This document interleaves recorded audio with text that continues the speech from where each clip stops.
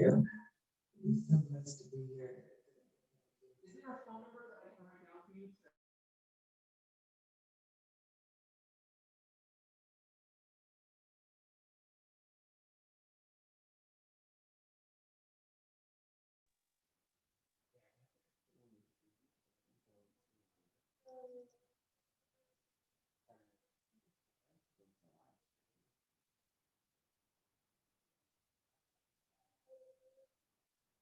Are you on your phone?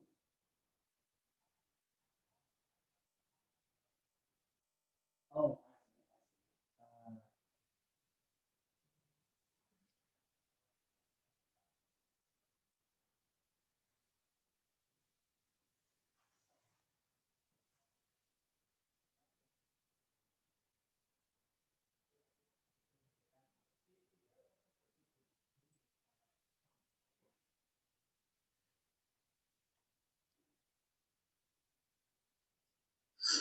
All righty, everyone. It is 12:03. We are going to go ahead and get started. As people are still joining in, we will continue to let them on in. So first and foremost, I just want to say thank you everyone for joining us again for our second annual symposium entitled Nevada Virtual Sickle Cell Symposium 2020, Sickle Cell Unite, Bridging the Gap. So let me share my screen here for you. So first, we do want to send a special thank you to our sponsors. Sponsors today will be Novartis, GBT, Bluebird Bio, and Terumo BCT, Unlocking the Potential for Blood. These particular sponsors will actually have a presentation tomorrow where they will be, going over their new therapies that is an option for those living with sickle cell disease. Also, for our sponsors, we have Immunize Nevada, which you will hear from later today, Everyday Life Foundation, New Leaf Family Services, and Dash for Donors. So my name is Lynetta Barnes. I am the president and founder of Sickle Not Broken Foundation, which I will talk about a little bit later on. But this symposium is not something that is done just with one person or one foundation. It is a collaborative effort. And so thank you to all our collaborators. We have Sickle Cell Center of Nevada in Hemostasis and Thrombosis Center, Nevada, which is led by the amazing Nick Rashid. We also have Bridging the Gap Adult Sickle Cell Foundation and DreamSickle Kids Foundation as collaborators. So yesterday, there was a lot of information given about sickle cell trait as well as sickle cell disease. And also tomorrow, there will be more information that's going to be given out about sickle cell disease. So we're not going to spend an abundance of time today, but I am going to just touch on it a little bit. So this is a picture you've probably seen many times before. So sickle cell is a genetic red blood cell disease. And generally, it takes one parent to have a sickle cell gene or the sickle cell trait, and then the other parent to also have a sickle cell gene or trait or some other type of abnormal hemoglobin. And together, the child can be born with what we call SS sickle cell, SC, sickle cell thalassemia. There are multiple, but they are all a form of sickle cell, sometimes a milder form.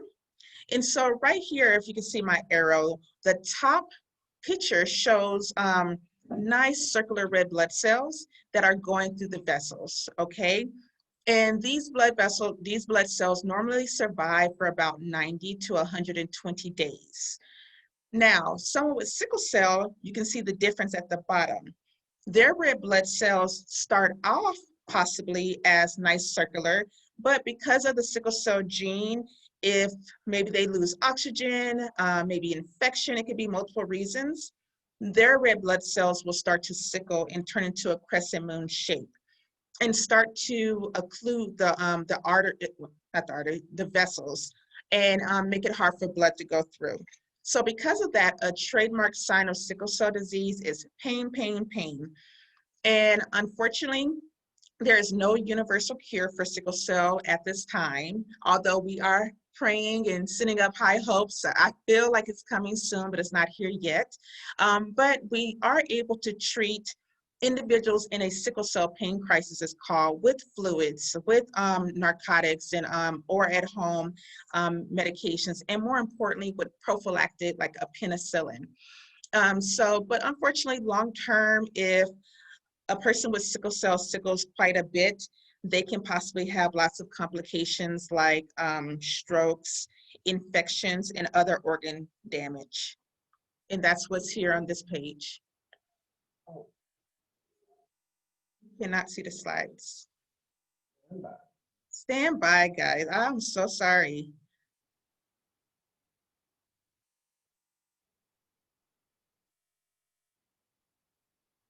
One second.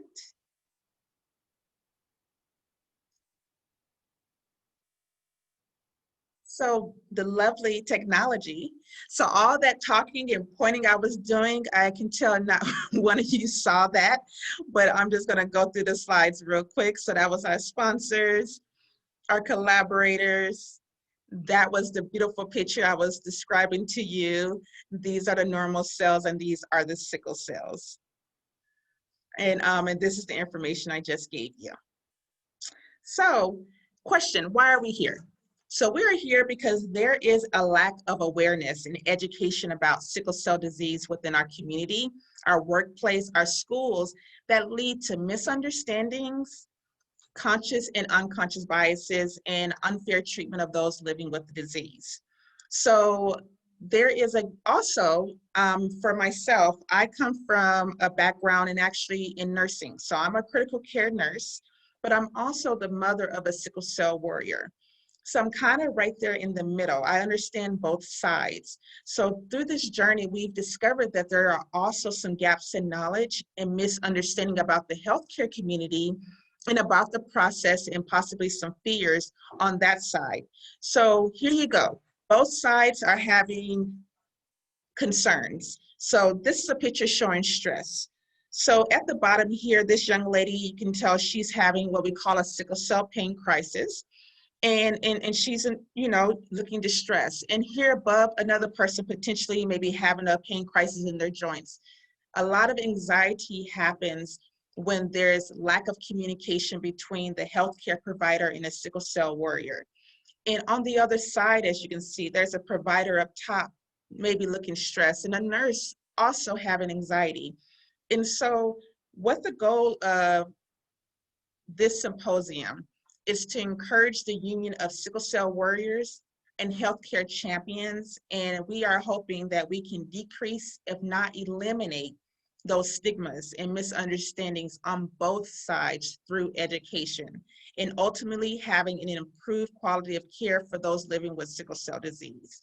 So this is a quote I love. It was shared with me. It says, "The secret to change is to focus all your energy not on fighting the old, but on building the new." So I'm challenging everyone on this webinar, as well as when you share it, that anything that's happened in your past in regards to sickle cell, to let it go and let's start new, fresh information, new mindset, so that we can move forward.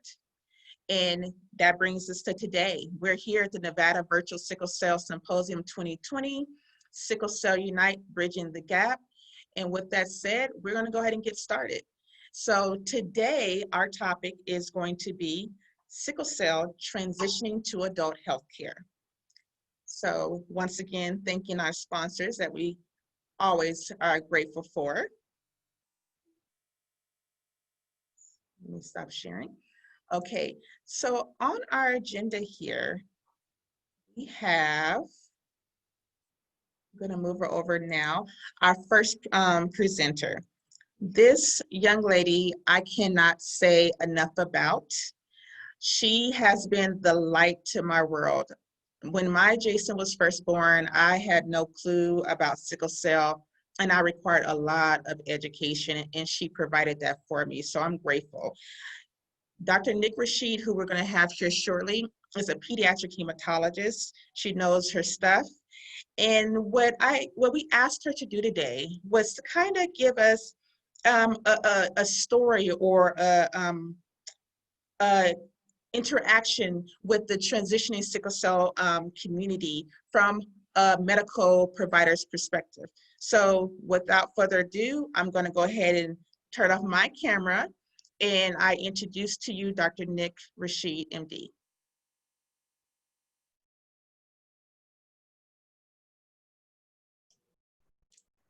Hi, everyone.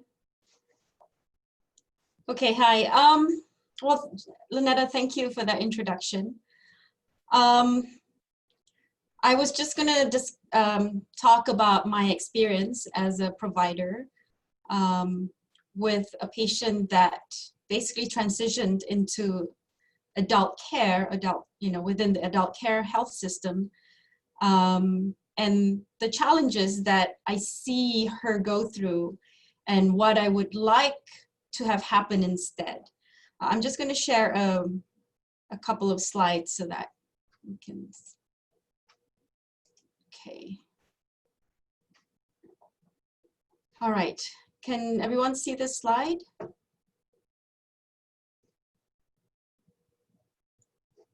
Lynetta, anyway. Yes, we can see your slides. Okay, thank you.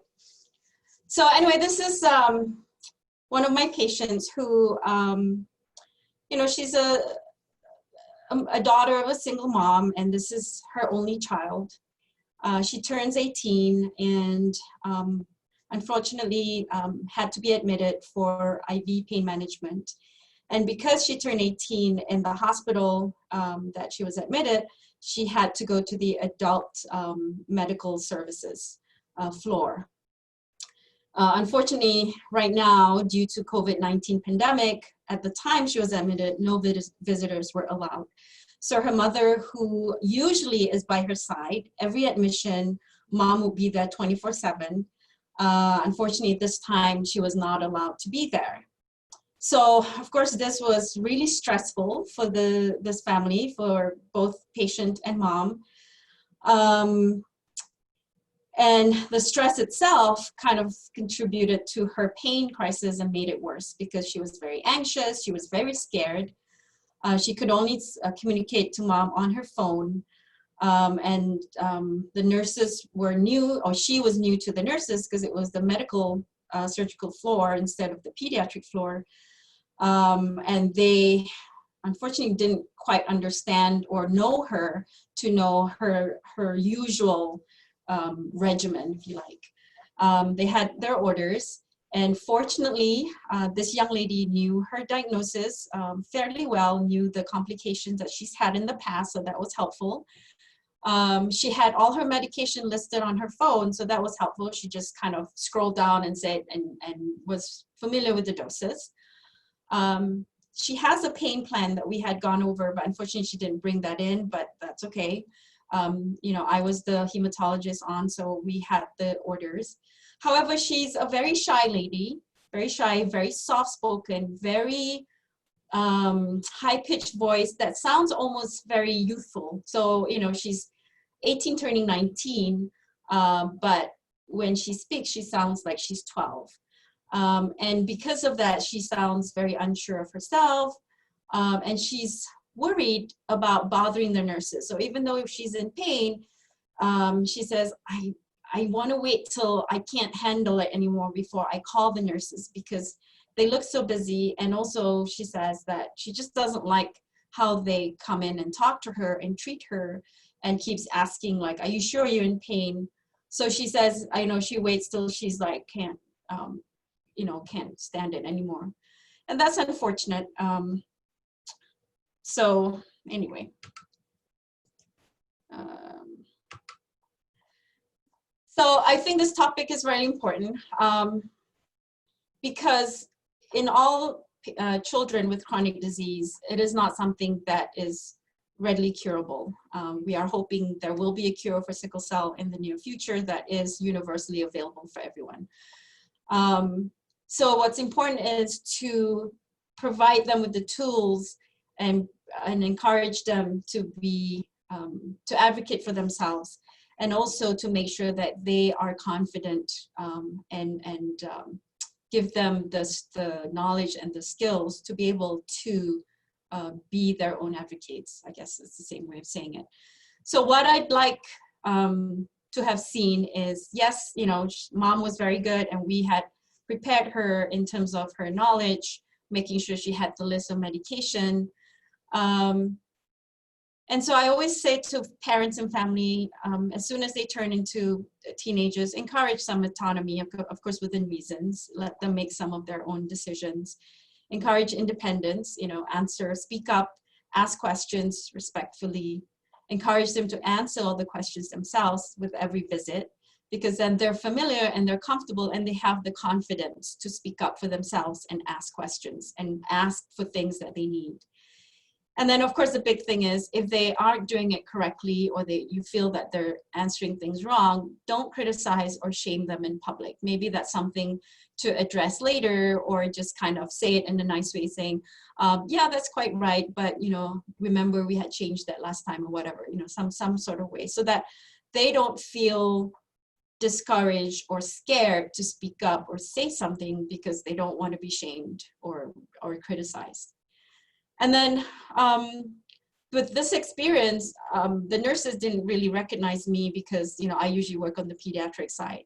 So I was standing outside by the nurse station and doing my charting. And I could hear, you know, when she called, because of her voice, the nurse herself kind of made fun of that high-pitched voice. And also said, you know, over the speaker, like, what's wrong? I know, what do you need? And was very curt, or very short with her.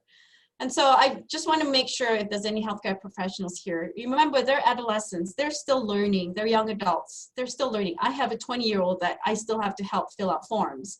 And I think he's, you know, he's my son, I think he's pretty smart, haha, but he's in university, but I still, you know, he still calls me out, Mom, how do I fill this out, you know? So be graceful, I mean, have some grace, kindness, and patience with them. Be a teacher, you know, encourage them to ask questions, and then teach them the correct procedures. If they're asking things the wrong way, or if they're not saying the right term, or I don't know, you know, that will satisfy what you need to do for them, maybe just teach them, you know, be a teacher. And explain why something is done the way it's done, and what the expectations are, and be specific, because again, they're still learning, we all are. And also be respectful. They are young adults. You know, and if you respect goes both ways, right? If you respect them, they respect you. And again, don't criticize or shame them in public. So these are my kind of ask in general for parents, family, and healthcare professionals. And then with that, I know Dr. Marsha Treadwell is going to give us some education regarding transitioning to adult healthcare, especially in sickle cell disease. Okay. Perfect. Thank you so much, Dr. Rashid. That was, oh, let me turn my video on. Thank you so much, Dr. Rashid. And let me go ahead and bring Dr. Treadwell over. Okay, so this next person that I'm introducing, I don't think, and I've said it so many times, I don't think there's been a place that her hand has not been in when it comes to sickle cell. She is amazing. She's a PhD. She has written articles, and I am so grateful that she agreed to be here with us again today. So without further ado, I introduce to you Dr. Marsha Treadwell.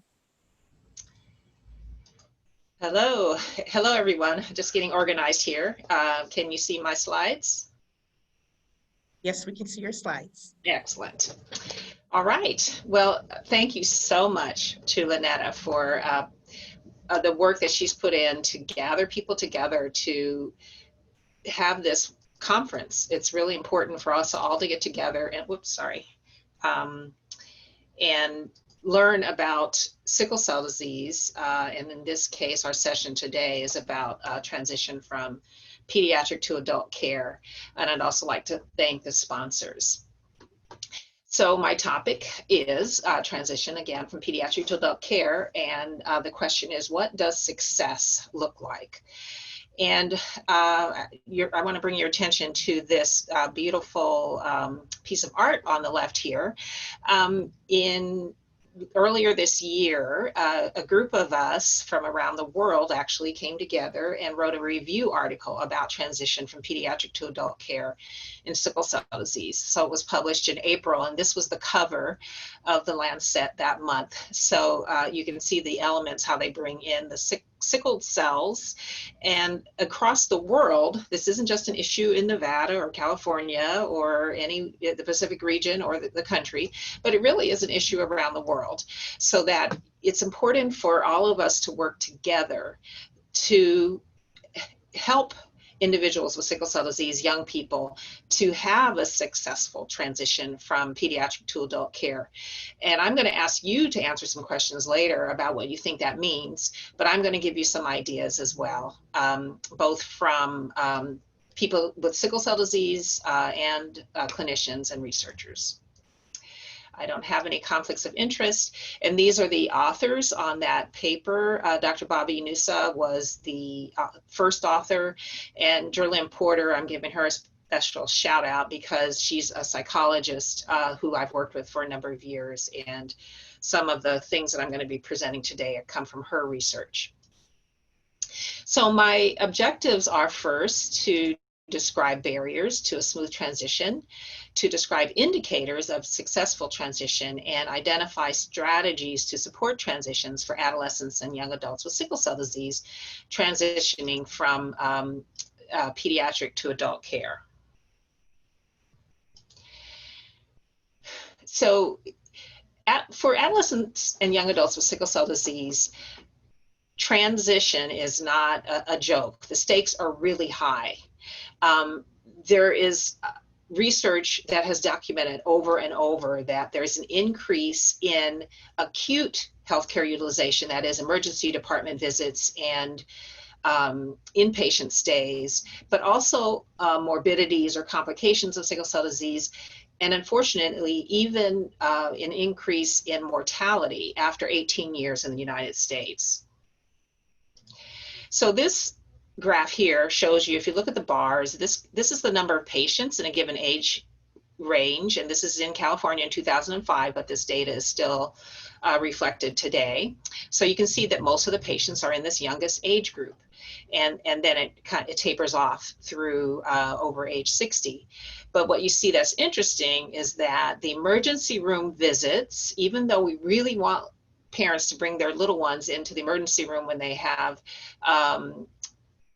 infection or fever, you know, they have about one a year based on this yellow line that you see. But then you can see this big jump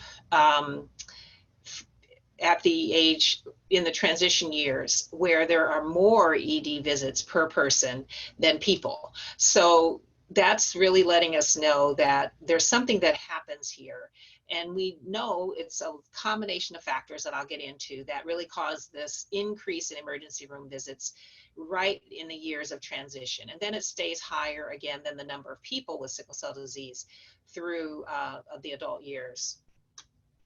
And then 30-day readmission, which usually reflects that the care wasn't really what it should have been. So the person is coming back really a little bit too soon after a visit. So here you see that again, in these early years, the less than 10-year-old, the 10 to 19-year-old, that you have less than about 30% of this 30-day readmissions after the person was in the emergency room. But then it again jumps up in the transition years and it stays pretty high. So there really is an issue related to, there's something that's happening in those transition years that gets reflected in this acute, in this acute utilization. So I'm going to pause for a minute and ask every one of you to think about, what does successful transition look like? And I want you to chat in, which I won't be able to see, but I want you to chat it in and say, put who you are. So put person with sickle cell, parent, healthcare provider, and then just put a few words about what a successful transition looks like to you. So I'm going to give you all a moment to type in your response, and the moderator is going to gather your responses, and we're going to review them before the end of my presentation today. So again, please chat in, what does successful transition look like to you? And let us know if you are a person with sickle cell disease, a parent or caregiver, or a healthcare provider or some other stakeholder.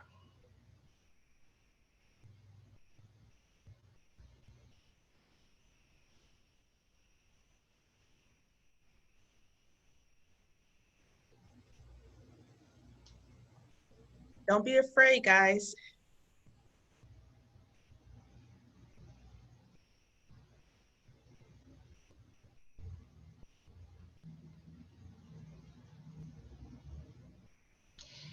I do have one here, Marcia, that's come through. It says it's from a healthcare provider. And it does say, I want a patient who is 18, even 16 to 17, to be able to know their diagnosis on a basic level, make their own appointments, and show me that they have a personal interest in maintaining their health. Okay, and then I see one, a person with sickle cell who says its successful transition should be seamless, pass off from pediatric to adult. Provider, the person should know their history and be able to speak for themselves, make appointments, and have outsized resources that can assist. It's a very comprehensive definition. Anybody else? All right, well, the chat will be open, of course, and we'll look forward to more comments from other people who are participating in the conference. But I'll move on, and maybe I'll inspire you to think more about what you would call a successful transition. I do have one more before you move on, Marcia. Okay. It says, successful transition is a patient 18 and up with knowledge of their disease learned from peds. And here comes another one. They know their history, medication, and is comfortable self-advocating. The care they receive is equal to the care they received in the children's hospital. So those were two more. Again, thank you, everyone. And feel free to chat in some more, and we'll gather your remarks and read them out later on. Now, again, I mentioned my colleague, Dr. Jillian Porter, had also asked, in this case, adolescents and young adults with sickle cell disease and their parents or caregivers, what does transition mean to you? And some of the sort of challenges that people anticipated was that it would be scary. They might feel abandoned. A caregiver said, I hope that my daughter is responsible enough to do it when she gets out there. Again, there's a preparation that can go into it, but will it actually happen? And then finally, concerns about that had already been experienced by one person in the emergency room, and their concerns, which is a big one, about how emergency room physicians in particular would perceive them or treat them. So other fears, again, fear of leaving the trusted providers you've all known since you were babies, pretty much. Mistrust in adult providers who aren't as often as knowledgeable or may not be as knowledgeable. Access to care. So sometimes actually even insurance changes, and then your access to care can change. The adult healthcare system, it was pointed out by one of you that it is different. It is different from the pediatric healthcare system. And so that feels uncomfortable and, again, challenging. So that's another fear. As Dr. Rashid pointed out, people with sickle cell disease need support from their peers, from their parents or caregivers, and from their health care providers. And if they don't have that, then that can create some anxiety. Feeling prepared helps a person feel more confident. And then back to peers, if you're a person with sickle cell disease, you're thinking about something that your peers don't have to think about. for the most part. So, you know, they're thinking about college and a job and relationships. You are too, but you also have to think about, well, what do I have to do to manage this transfer from pediatric to adult care? And so if we look at these barriers to transition from more of a systemic level, I mentioned again, there are health system factors, that there are factors in terms of lack of knowledgeable providers, the costs of care, particularly if there's a change in insurance, and then care coordination. So again, one of you pointed out the adult provider and the pediatric provider need to be communicating with each other, but too often the transfer is really characterized by fragmentation. And then from the disease itself, sickling is occurring all the time. And so that can lead to an accumulation of damage to organs.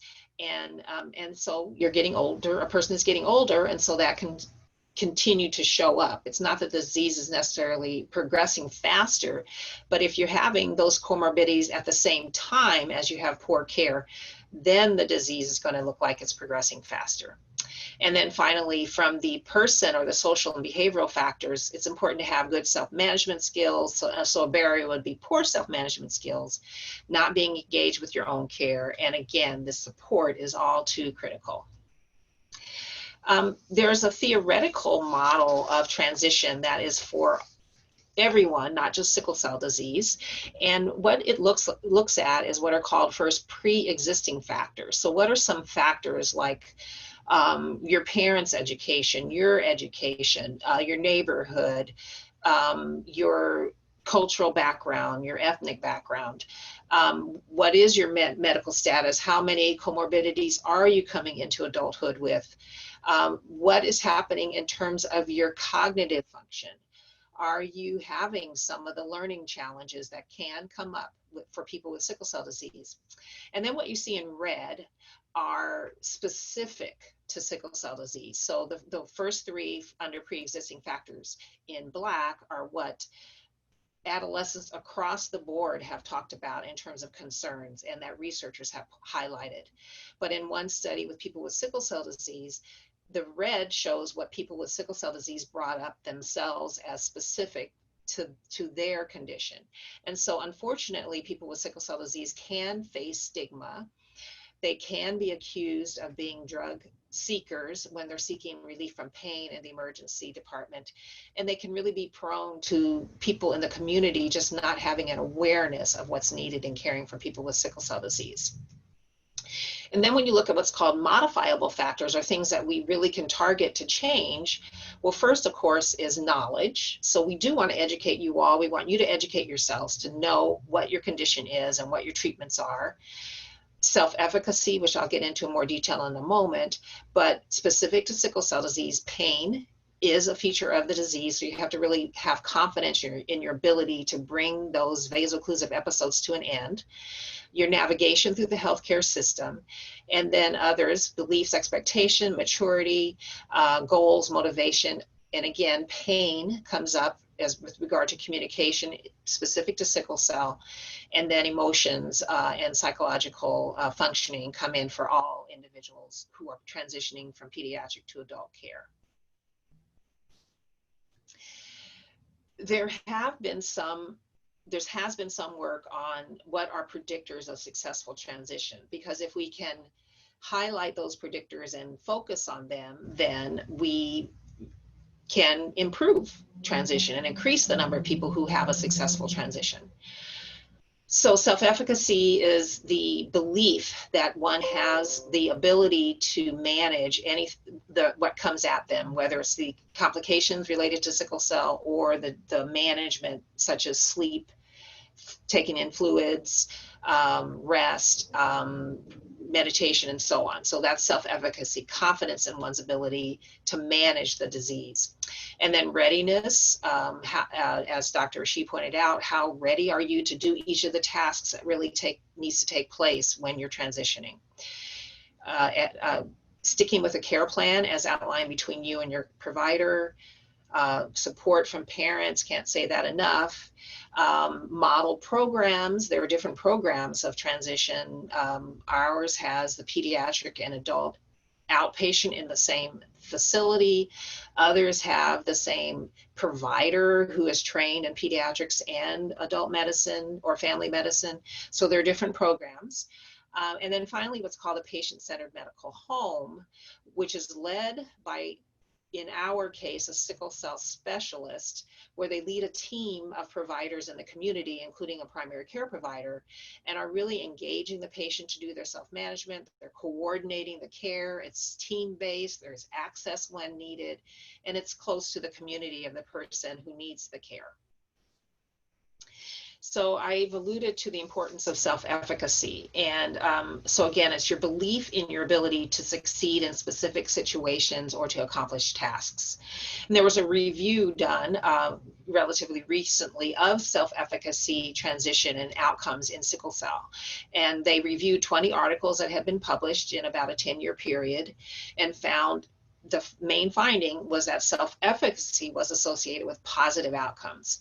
But what is still needed is research on exactly how to improve and increase self-efficacy. And again, another related finding that self-efficacy is associated with better health-related quality of life. So again, is one of those modifiable factors that we need to be focused on and targeting if we want to improve the transition from pediatric to adult care from the individual standpoint. Of course, from the system standpoint, we need to look at the number of knowledgeable providers, the access to care, the medical home in the adult world, and so on. But this self-efficacy refers to sometimes you aren't in the ideal situation. And so if you have that self-efficacy or confidence, then you can manage even if you aren't in the ideal situation. And then in work from my own group, as well as Dr. Wally Smith in Virginia, we looked at self-efficacy and readiness for transition and did find that greater self-efficacy was associated with readiness for transition, with independent living skills, and even with planning for educational and vocational endeavors.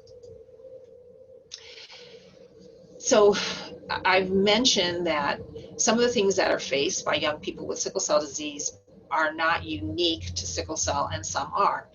There are some that are specific to sickle cell disease, and that is that there can be learning challenges or changes in cognitive function. And these definitely can impact a person's attainment of the educational level they want to achieve or the employment that they want to achieve. And it can impact their ability to understand what the physician is talking to them about, or the nurse practitioner, or how to understand materials that are given to them about the different disease-modifying therapies. It can affect coping.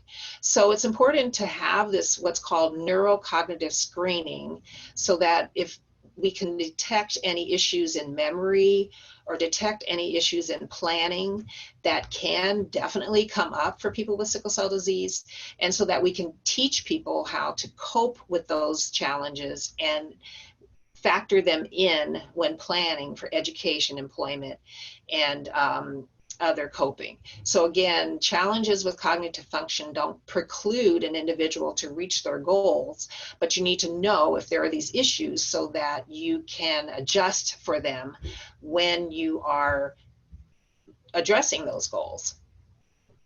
And then lastly, what's overlooked is that mental health issues are also important. And I am a psychologist. I have had many conversations with young people with sickle cell disease, adults with sickle cell disease, and mental health services are not always easily accessible. But depression can definitely further impact your ability to remember things or to plan. And it can be associated with the experience of pain. with your ability to, again, function day to day, to have relationships, to communicate effectively with your peers and your romantic partners. And then further, depression has been linked with this increased emergency department and inpatient utilization. So this is an overlooked area in sickle cell disease that we really have to address. We need more acceptance that mental health issues just come with the territory when you're dealing with pain and comorbidities, and we need to have strategies to address those mental health challenges. So back to some of the research on indicators of successful transition. And this is linked to what we've already been saying, that if you're successful, then you actually can avoid unnecessary ED visits and inpatient admissions. Now, unnecessary is a key word there. We've had the experience where we've talked with many people with sickle cell disease who have said, I make the choice not to go to the emergency room because I've been treated so badly. And they might have a high fever, or they have been in pain for days and days. And that is a necessary emergency department visit. But unnecessary ED visits would be those where the pain might have been more effectively managed in another setting, or if the person used their skills that they're learning or had a coach to help them through the pain. So avoidance of unnecessary emergency visits has been suggested as an indicator of successful transition. Adherence to therapy regimens. So sometimes people will say, oh, adolescents, they just will stop taking their medicine. That's just them being adolescents. Well, that isn't the best thing to do. And when you are coping with a chronic condition, you have to take a different step than your peers might take, and stick with the regimen that you agreed upon with your healthcare provider, whatever disease modifying therapy it might be, or relaxation, meditation, and again, the preventive strategies like hydration and rest and so on. Again, sickle cell is serious, and so it's important to stick with a plan to take care of it, and then you can live the rest of your life and maybe rebel against your parents in another way. Another indicator of successful transition is continuing along a stable disease trajectory rather than falling off in terms of more complications or a major complication. And then finally, related to the adherence, the participation of the young person in their preventive care and health maintenance. So being a full partner in preventing the complications of sickle cell disease. Continuing on, approaching appropriate developmental milestones, increasingly independent in terms of disease management, and then in terms of quality indicators, what we can look at as far as outside of the person with sickle cell disease and his or her family. The pediatric and adult providers communicate with one another. The person visits their adult provider within 2 months of when that transition or transfer happened. Again, high self-efficacy, and then trust between adult providers and the young people who are coming to them. This goes over a plan that you might think about, what are some actions that you can take at different ages? So in the early years or even earlier, the clinic needs to be providing young people and their families with information about transition. Years ago, before this was a guideline, we would get young people at the point of 18, 21 saying, oh, I'm never going to leave the pediatric facility. So it was a surprise to them that actually you are going to leave, you are going to transition to an adult provider. So people need to be prepared and need to get information about how it's going to happen, and that it will happen. It's a sign of success to move into adult life. From 14 to 15, transition readiness should be assessed. So assess, does the person know about sickle cell disease? Does the person have a plan for the education and their employment? Is a person getting the mental health support that they need? Does the person have their plans as far as preventive care? And if there are areas where there is needed growth, perhaps the person does have some learning disabilities. So what can we do to compensate for that, to do some coaching or do some working with the special needs program within the college so that they can have those areas supported and shored up rather than it becoming a barrier or obstacle to achievement. Then those plans from the transition readiness, transition plans need to be created and reviewed and updated on an annual basis as the person is preparing to move into adult care. And then finally, the pediatric provider and the family and the individual with sickle cell disease need to work together to identify what is the adult care model that that person is going to go into. And then the pediatric provider needs to communicate the patient's medical needs to the adult provider. I wanted to review some resources that can be helpful. So within our program, we actually do have this brochure. As I said, just let people know what is the transition policy. So we have just a brochure that we provide families even prior to age 12 that lets them know that this person is going to become this person, that people are going to move forward, that making that move is a natural part of life, and we are here to help. It's a team effort. So what's everyone's role in this team effort? And what are action plans, again, at different ages? And then we could provide some helpful phone numbers and resources that people can turn to if they do have some areas that they would like some help in. For example, insurance, or social support, such as through our community advisory council. These are sample questions from our transition readiness assessment.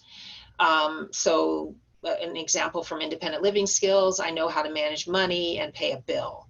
And you know, at 11, you would strongly disagree with that possibly. We would anticipate that as you get into those young adult years that you're going to be able to know how to manage your money and pay a bill. So that's something for you all to be thinking about between the parent and the young person and the support system. In terms of healthcare knowledge and skills, I understand behaviors that can cause a pain episode. I can answer my doctor's questions during a clinic visit. I keep track of my own medical appointments, etc. And then as well, there are actually 5 components to this transition readiness assessment, and we strongly recommend that readiness be assessed annually, and then areas where there needs to be special support are taken care of, or there's special support given. Other resources for young people and their families, the American Academy of Pediatrics has a website. St. Jude's has quite a number of e-learning programs. There's a great website called Got Transition that is constantly being updated and overhauled, and they have lots and lots of support for people with all kinds of conditions who are transitioning. And then iManage is an app-based program to support transition. For providers, the American Society of Hematology has an initiative on transition and sickle cell disease. American College of Physicians, again, this Got Transition website is really helpful. There are reports and apps that you can turn to as well as a provider. So back to the paper that myself and my colleagues again wrote this year, or published this year. We distilled our recommendations into an acronym, Sickle. So the S stands for skills, that people with sickle cell disease should be empowered by teaching them necessary self-management skills. The I is for increasing self-efficacy. Young people with sickle cell disease should discuss their fears and anxieties about the transition process, as well as beliefs, goals, and motivation as they are planning and managing their own care. C, coordination of transition. So the providers need to utilize the support of the transition team, community health workers, nurse navigators, to ensure optimal transfer of care. Knowledge transfer. Young people with sickle cell disease should understand sickle cell, the symptoms, the complication, and management before their transfer. Linking to adult services. Again, a young person with sickle cell disease should know when they will transfer care and who their adult provider will be. So too often that spike in those emergency room visits because the person didn't even know who it was they were supposed to go to post pediatric care. So it's really ideal, and this would be a model program for pediatric and adult care clinicians to work together, supporting that young person, meeting that young person together, and really making that transfer as seamless as possible. And then finally, evaluating readiness ongoing. So transition readiness should be assessed to determine if the person is developmentally ready and prepared to be independent and assume responsibility for their care. It's going to vary. It's not an instant at 18 that we expect this, or at 21 that we expect this. But if there's one area that you're ready to manage at 18, fantastic. Then you may not be ready to manage the next area for a couple of years. That's really okay. It's just important to evaluate it and examine it and make plans to support the areas where extra support is needed. So this is one of Dr. Porter's patients who said what successful transition looks like to them. They function on their own, live on their own, have income, transportation. And this individual said, what else is there?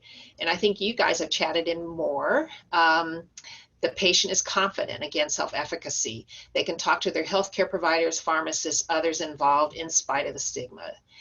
A parent in this conference has said, I would like for her to not be intimidated and have the strength to stand up and advocate for herself. What else? I think that's it. Being articulate about needs.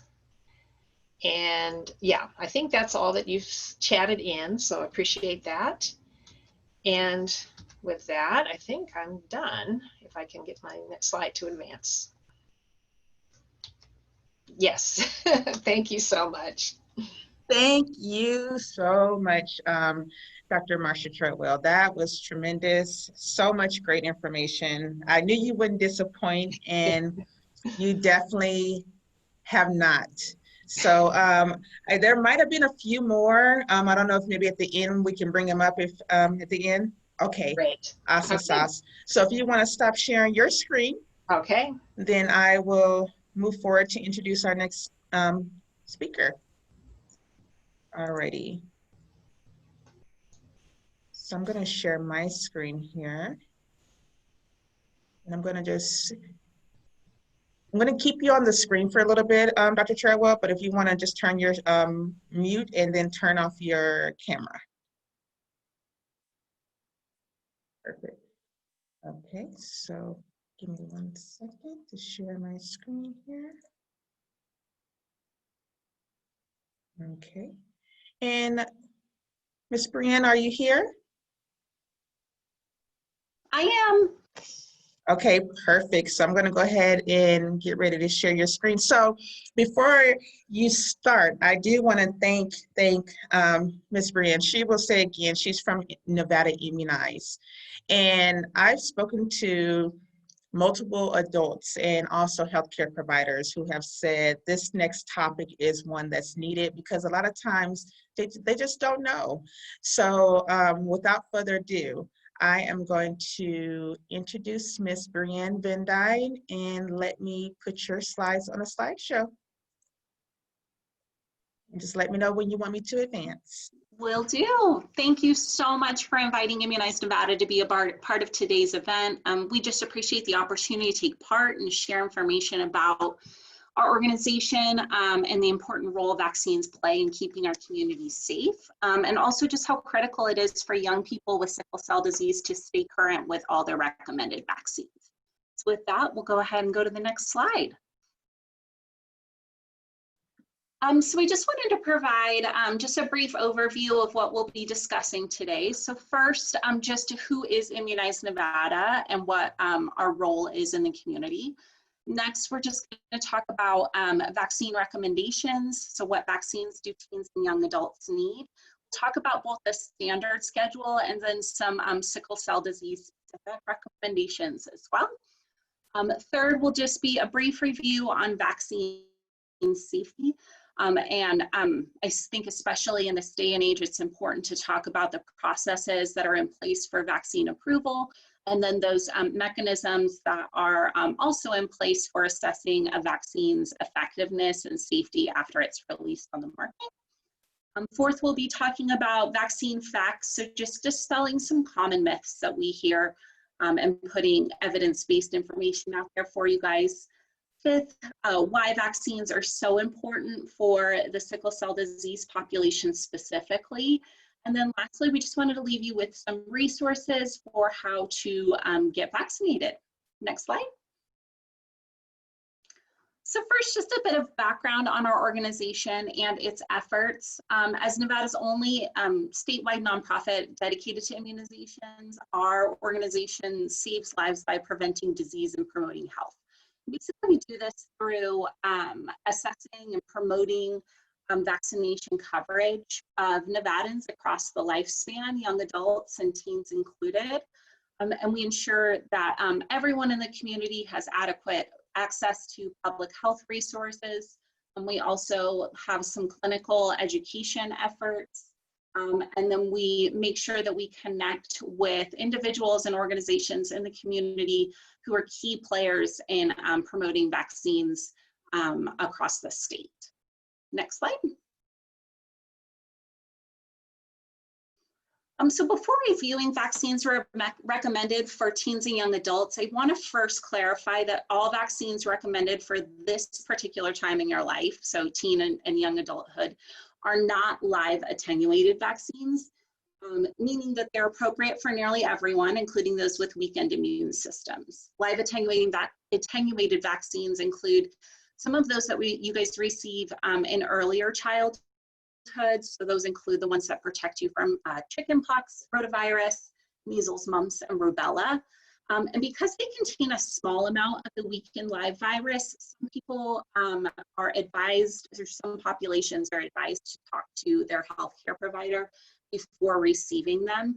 And your primary care physician and specialist can work together to determine the appropriate vaccines for you based on your particular health concerns and any medications that you may be on. So that being said, I've included here the general recommendations for vaccines for adolescents.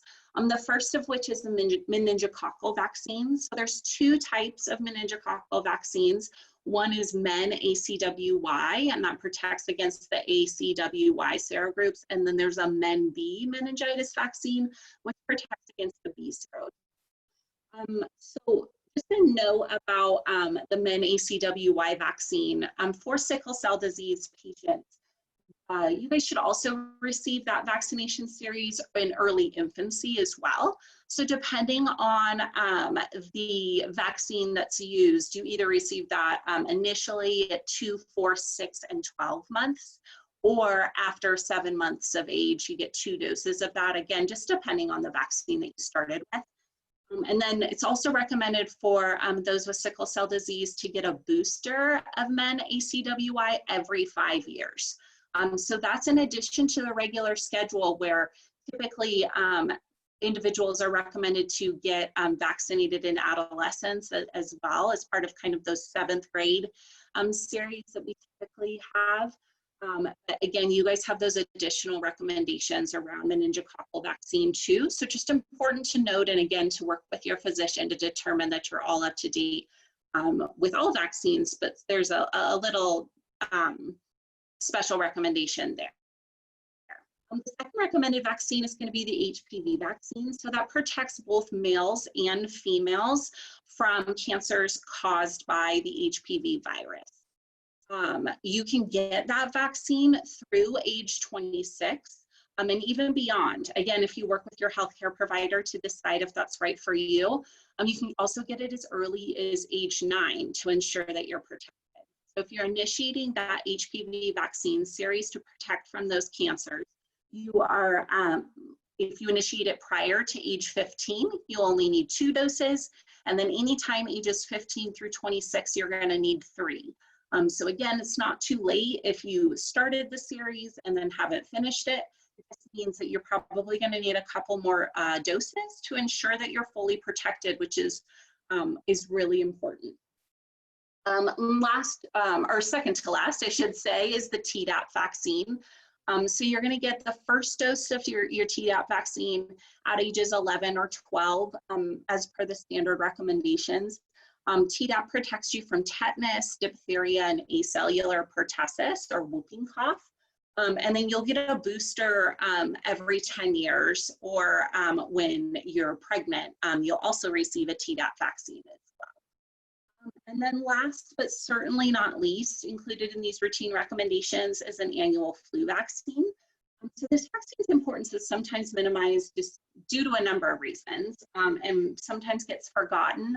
And we also recognize that it's always not convenient to have to get vaccinated every year, which you do with the flu vaccine, as the strains of flu contained in that vaccine do change every year to match that particular season.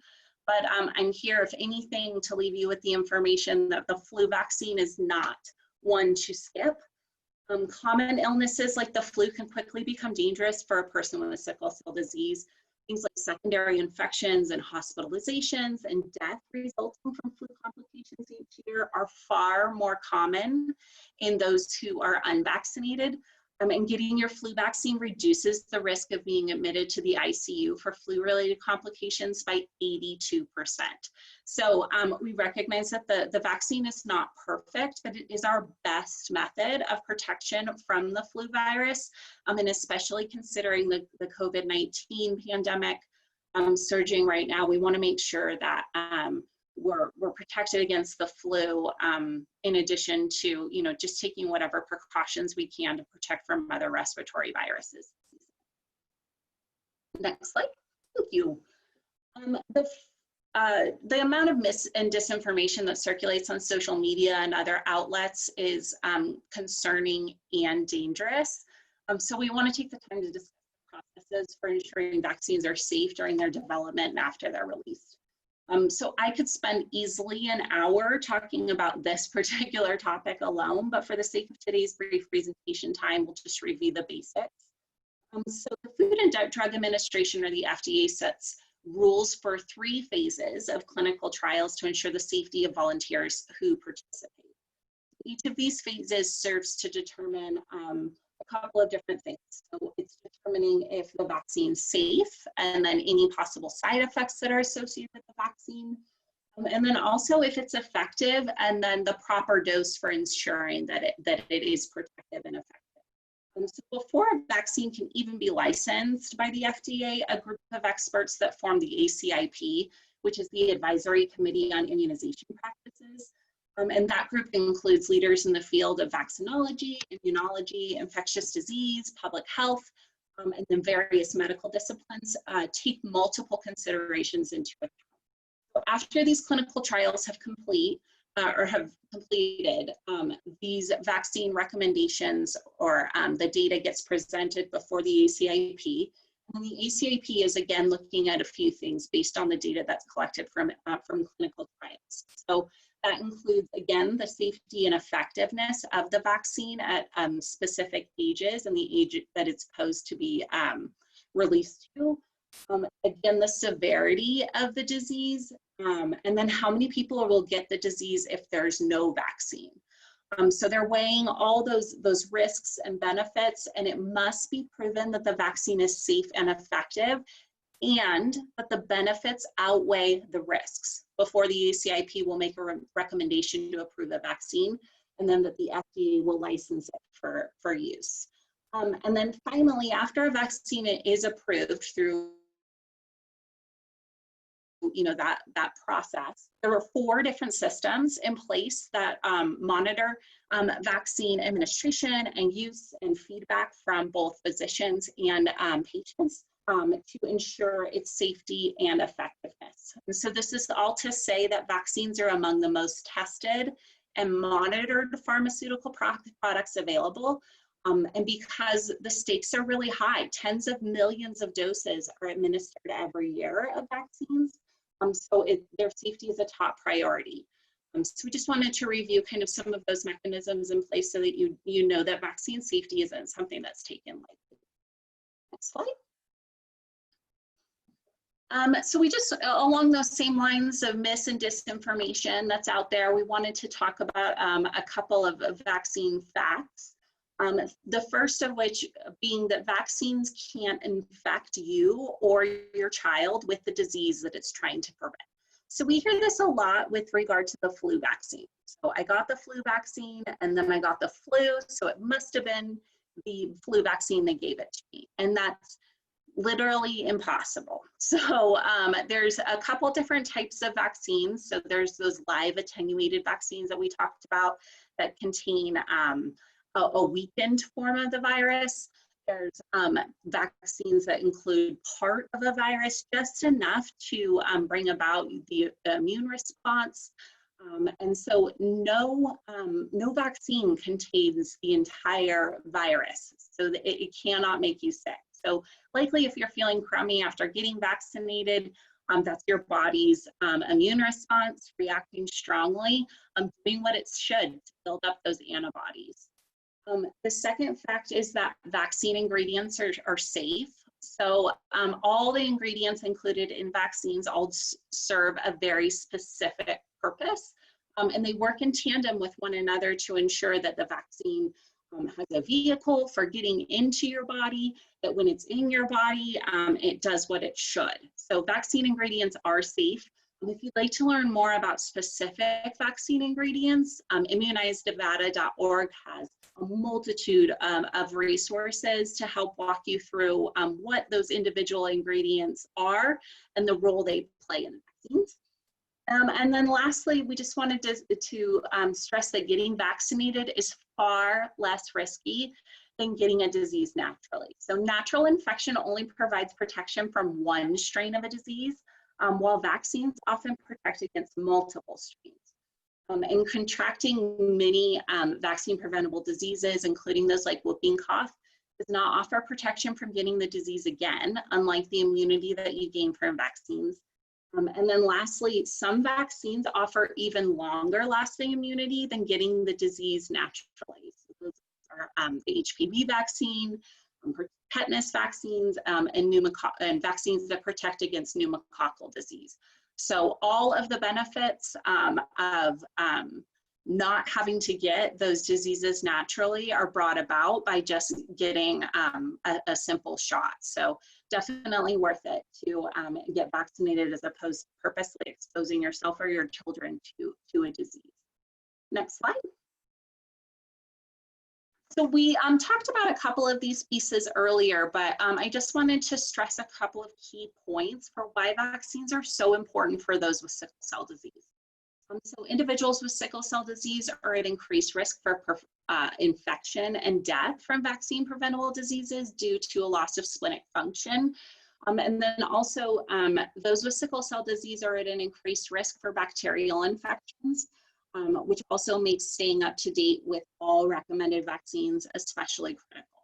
I made sure to bold all recommended vaccines so that it was clear that flu is included in that, which is really the point we want to hammer home today. Next slide. Just a few resources for where you can get vaccinated. The most obvious location is your primary care physician's office. The second option for those with private insurance is going to be a pharmacy. And we encourage that you call the pharmacy in advance to make sure that they have the vaccine that you need and that they take the insurance that you have. They can run out of vaccines just like doctors' offices can, and especially during the pandemic, many people are using pharmacies as a route to get vaccinated. So just make sure you call them in advance. Another option is to go to vaccinefinder.org and you can type in your zip code or your address and find a clinic near you. And then also, lastly, is just to go to immunizednevada.org. We have an events calendar that's populated with both community clinics that we are running, along with our partners. We have a ton of flu vaccine clinics that are catered to both insured and uninsured individuals, seniors as well, so those across the lifespan. We also have vaccines or clinics that offer more than just flu. And then also some of our partners are doing clinics or performing clinics with various vaccines as well. So this is a great way to just find a clinic that's in the community that's being held at a location nearest you so that you can get the vaccines. And then lastly, we just want to reiterate the point that if you are not insured, this should not inhibit you from getting vaccinated. There are multiple locations across the state that service folks without insurance. Unfortunately, Nevada has a very high uninsured and underinsured rate. So we don't want this to serve as a barrier. In addition to the clinics that we host, there are your local health departments. So depending on where you're located in the state of Nevada, if you're in Las Vegas, that's going to be Southern Nevada Health District. If you're in Reno, that's going to be Washoe County Health District. And various health departments provide services to folks without insurance. Federally qualified health centers are also great locations for both establishing a primary care physician and a medical home and accessing vaccines. And then if you're in rural Nevada, your community health nurse is a fantastic resource as well. They are fully stocked with vaccines and do see uninsured individuals too. Again, we didn't provide a list of these locations here, but our website does serve as a host for all things vaccines, all things clinics. So just go ahead and visit us there and we can help connect you. And then lastly, this is just some general contact information. You can email our general inbox here. I've included our web address and our phone number should you want to reach out and contact us. If you're having trouble perusing the website, we're happy to serve as a resource for you.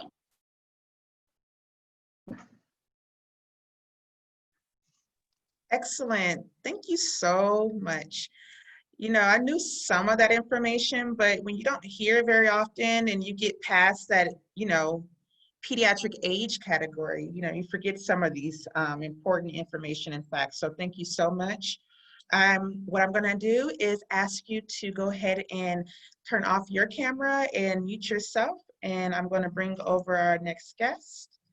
So this next young lady is very near and dear to my heart. She is one of our teen Sickle Cell Warriors. She has been very, very, very active in our community. And, I'm truly proud of her. She loves anime, if you can't tell by her picture that she has up there, but I'm gonna go ahead and ask her to unmute herself and go ahead and turn your camera on, Miss Acacia Yearwood. And we would love to have a conversation about your journey and your experience with sickle cell. So what I do need to do is switch it over.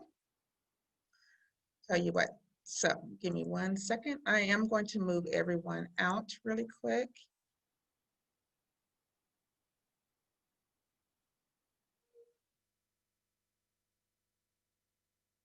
Okay, here we go. All right, perfect. So, Acacia, can you hear me? Yep, loud and clear. Perfect, and I can hear you also. So welcome. Hello, thank you for having me. Absolutely. So just to start off and to break the ice for you, go ahead and maybe tell us your age and the type of sickle cell that you have. So I am 16 and I have sickle cell SC, which is more mild form. Okay. And I know we talked beforehand, so we were talking about there maybe being some concerns or some fears. I know some of them might have been discussed earlier today, but share with me what some of your fears or concerns may be about transitioning. So a lot of my fears have been, I guess you could say, addressed. So I fear being alone more so. I seek support because I don't know, I'm too afraid of the future, what can happen. even if, the chance is really low. It's just the thought of it freaks me out. I hear you. And I've heard this before from our group. So question to you is, how are you preparing? You realize you have some challenges. So what's your preparation? So the Sickle Not Broken Foundation is helping me. My mom is having me, kind of almost work my appointments, like, telling the doctor like medications I'm on, what's going on, speaking for myself. And then I also have my friends in the back, cheering me up. Excellent. I love it. I love that you recognize, some of your concerns and you are developing a plan like Dr. Treadwell talked about earlier to make it through. Now, when we were talking previously, you were telling me about a story that, a major journey that you encountered. Can you tell us a little bit about that journey?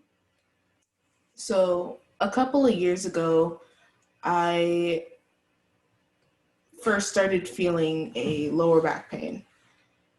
It felt like when you wake up on the wrong side of the bed from some odd position.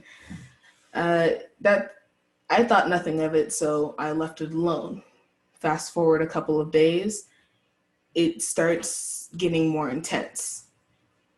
As it gets more intense, I let my mom know and like, hey, this is how I'm feeling.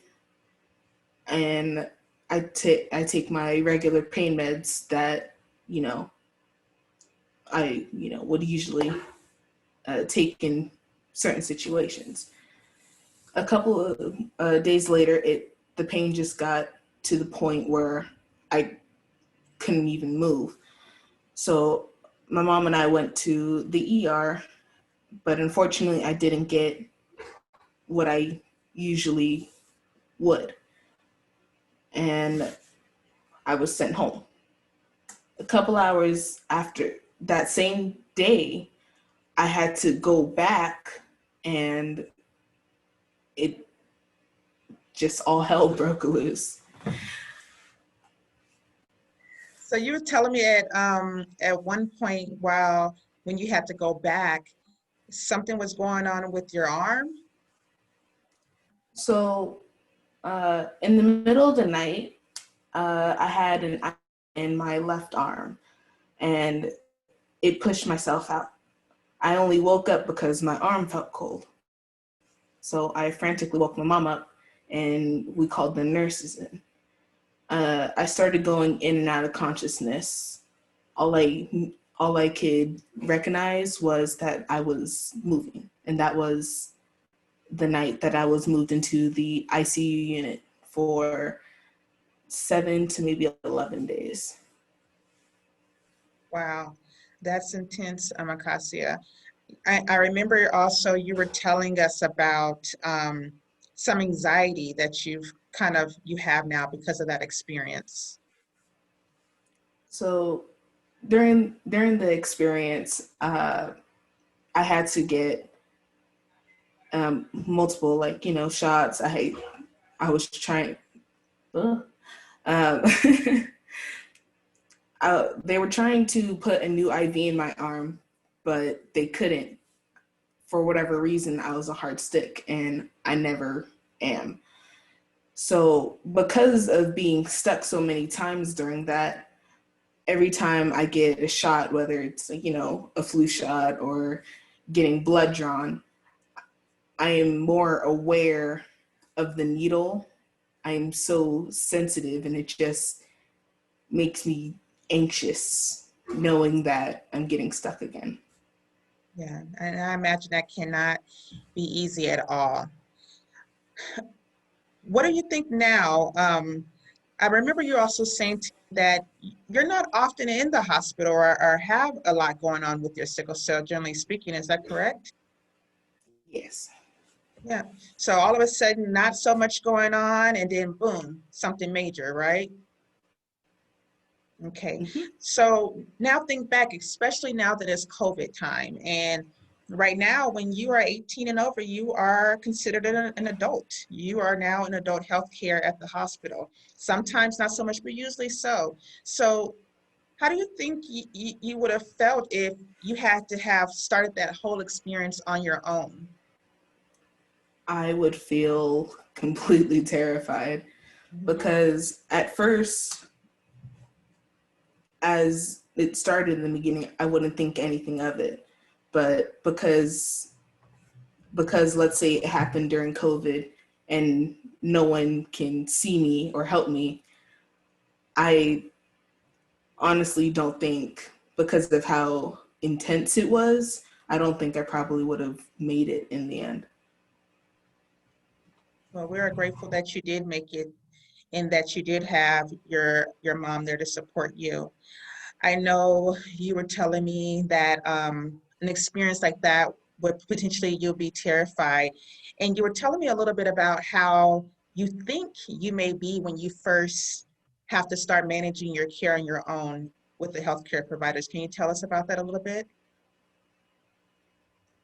Do You you were, think you can yep, reiterate? absolutely. So you were speaking about feeling that you're a little bit more timid. Is that correct? Yes. I'm a very timid person. I don't speak my mind. I usually keep everything in. And it's just, I don't want to feel like I'm burdening someone with my problems, unfortunately. But I guess this you can lead into an ask, right? Absolutely. Basically my ask is that if you can be patient with, some of us teens, like even if you're having a rough day, I fear that you'll lash out. So, hold on a little longer because sometimes, we may not have everything we need, and it's just, yeah. Absolutely. That's great, a great ask for our healthcare providers that are on the call and that will be sharing this information. Do you have any recommendations or asks for, say, another sickle cell team like yourself? I ask that you have like a plan. If something doesn't feel right, that's a plan that you would go to. Go find help or go get help when you can. If you can't, then I would say like find a way around it, because I know some other teams that, have different situations with parents and, not really a good relationship. If you have to go around to another family member or a foundation, then I would completely do it if it gets you the help you need. Absolutely. Mental health and support is always important. Lastly, what about the parents that might be on the call, the parents of a child with sickle cell? What would you say to them? I would say thank you, first off, and to help your sickle child as best as you can, to be there as support. It's do what you're doing. Excellent. That was amazing. Thank you so much for sharing your journey with us. Is there anything else that you would like to share? No, thank you. All righty. So at this time, if you want to go ahead and turn your camera off and mute yourself, I'll be you out. Let me get it together. I'll be moving you out of the panel. Thank you so much, Acacia. I'm so proud of you. Okay. So we have definitely have had an abundance of information so far and lots of different perspectives, and we're not quite done yet. So as we mentioned earlier, and I'm going to be sharing my slides here. Give me a second. Again, thanking you for our sponsors for all that you do. And we definitely recommend after this symposium for you to please visit the exhibitor booths. Okay. So I'll be sharing a couple different screens. So first one is here. So again, as I said earlier, my name is Lynetta Barnes, and I play a couple dual roles.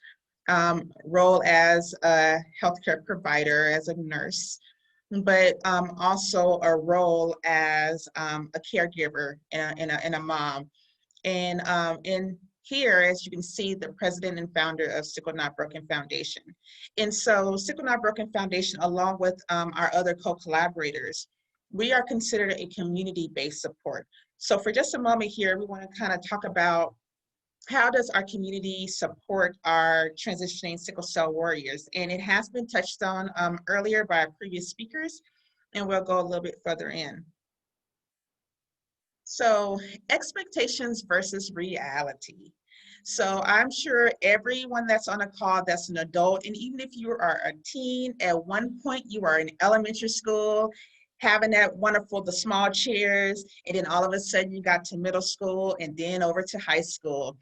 And at some point you saying, I can't wait to grow up and be this adult, right? Because your expectations are high, like I can't wait. And then, as we know, some of us on the call, that at some point you start thinking, one more time, please give me my childhood just one more time. Why is this? The expectations of adulthood can be very different from the reality. I recently was on a symposium for transitioning youth with chronic illnesses. And the lady said something to me that was so profound. She said that often our adult children with chronic illnesses, sickle cell, will transfer to adult health care, but they don't transition, right? When they show up at the ED, they go to the adult side, right? They're of age, they're 18, 19, they might be in their late 20s.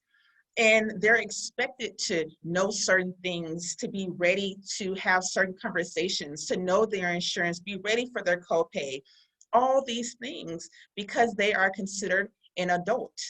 And then let's look at the youth, the young adult themselves. They've been waiting for this moment to be an adult. So they have these high expectations for themselves as well. They're like, I'm an adult now. You can't tell me anything because I got it. I am good to go. But we do know that that is not always the case.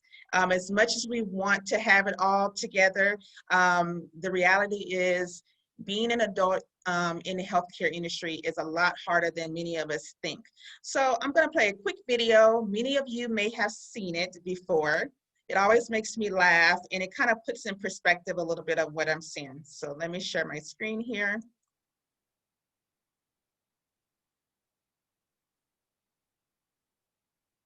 All right, so we're gonna go ahead and press play.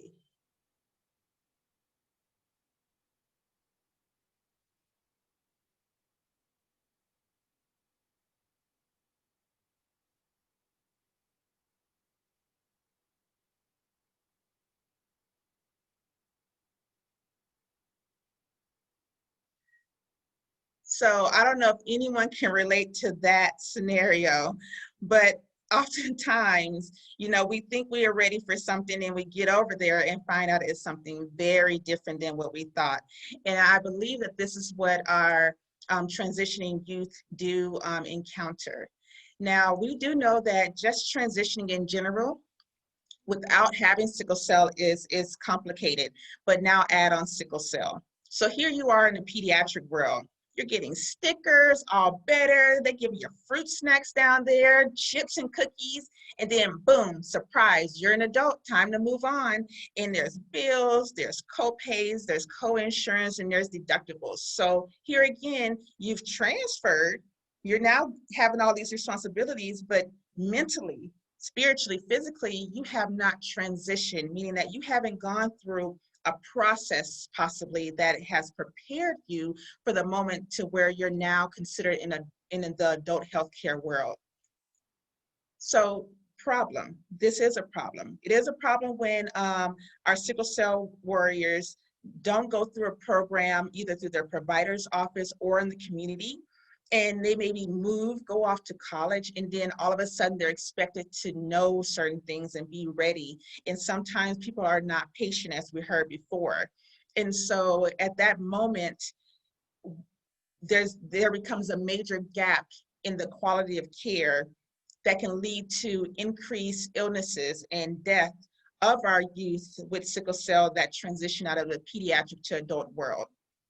As mentioned earlier, a lot of our adults are more often in emergency care than they are primary care, because again, they may have lost their insurance when they became an adult, or have no clue how to start insurance, or they got letters in the mail about insurance. They didn't know what that meant. So over time, what can happen, someone shared this nugget with me, they can start having what we call a sick mind versus a well mind, a mind that's depressed, that's very anxious because they're feeling overwhelmed with this process, and they don't feel they have necessarily the support that they think they need, because guess what? They don't even know what support they need sometimes.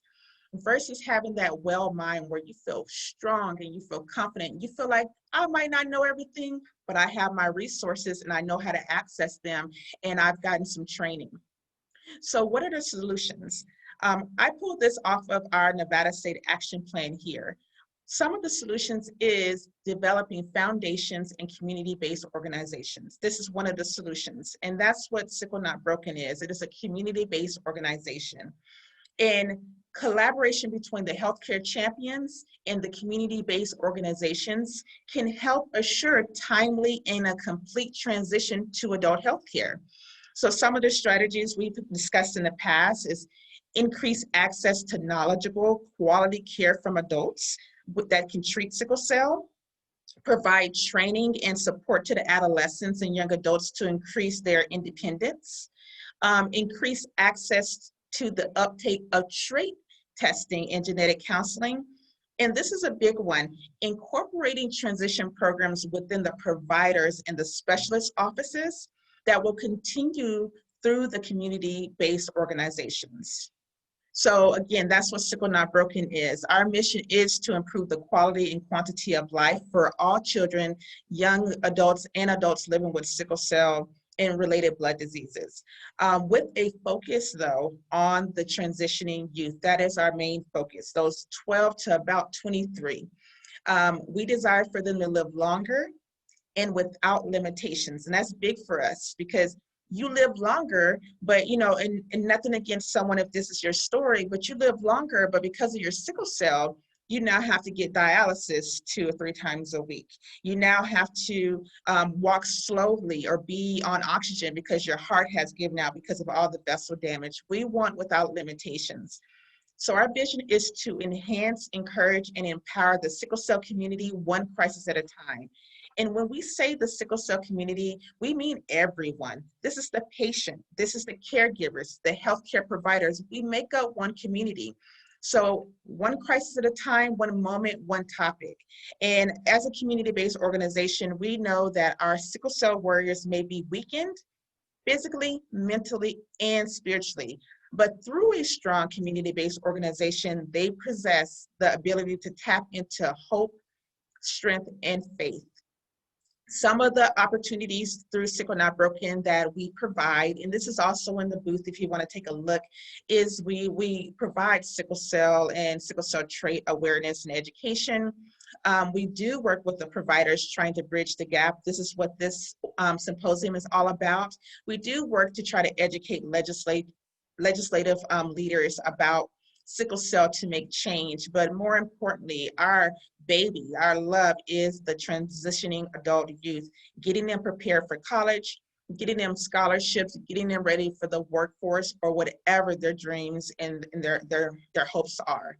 So this is just a couple of pictures that are from when all of us in the community, all the Nevada CBOs, community-based organizations, and the providers, Dr. Nick Rashid, we banded together and we had the first sickle cell bill here in Nevada that was passed in 2019 in June, and it was AB 254. And because of this, part of it talked about needing to make sure that we have transition as a part of the program, and that insurance pays for it and supports it. This is a picture that I enjoy, and this picture is because we try to teach our warriors as well as the community that pain is the tip of the iceberg when it comes to sickle cell. There is stress underneath there. They're not sleeping a lot of times. They have these worries, all these past experiences they've dealt with, treatments, and just the parents and the families and the patients just all need to be aware of that. Yes, the pain is there, but there's so much more that is going on. And so really quickly, this is some of our youth that's here in the picture. Some of the things that Sickle Not Broken has been a part of is providing backpacks. We hold a monthly teen meetup that'll start back in January. So if you know of any teens between the ages of 12 to 23, definitely send them our way because we're going to start back in January. We are also looking to get more in the hospitals, try to help develop these pain management guidelines and discharge planning and resource lists that will help our transitioning youth to be able to navigate a lot better. This is a flyer that will be posted out in the booth later on. And just more pictures. This is some of our amazing teens and just having fun. The one in the middle is an adult sickle cell young lady who's pouring into another sickle cell that's younger than her, pouring in good thoughts and pouring in love. And so with that being said, these are our teens, these are our young adults. It does require a collaborative effort between the community-based organizations and the medical providers to make this all happen. And I believe we can do it. We've done so much and we will do more. And so with that being said, I'm going to stop sharing my screen and we're going to move on to our next speaker, who I am very excited to hear his story. This young man is our adult with sickle cell. And, you know, every person has a different story. And when you're a provider or when you're working with the sickle cell community, it's important to remember that everybody's story is different. And so, well, one person might have been angry because they've gone through so much, the other person is not, and you have to treat everyone as an individual. So without further ado, I'm going to introduce you to Mr. Greg King.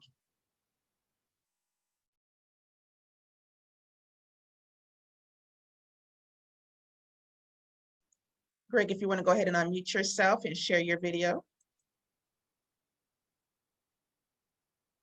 And if you're speaking, we cannot hear you. Let me check. So 1 second here.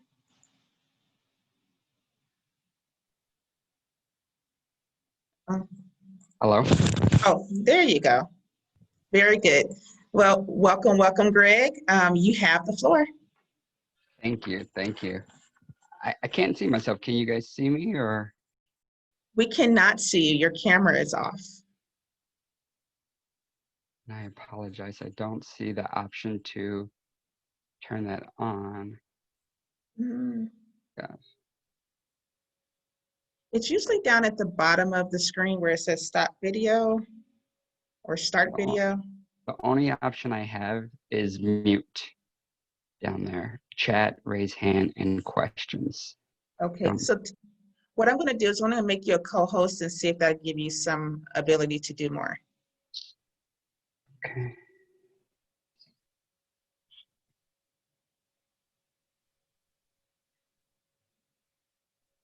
How about now?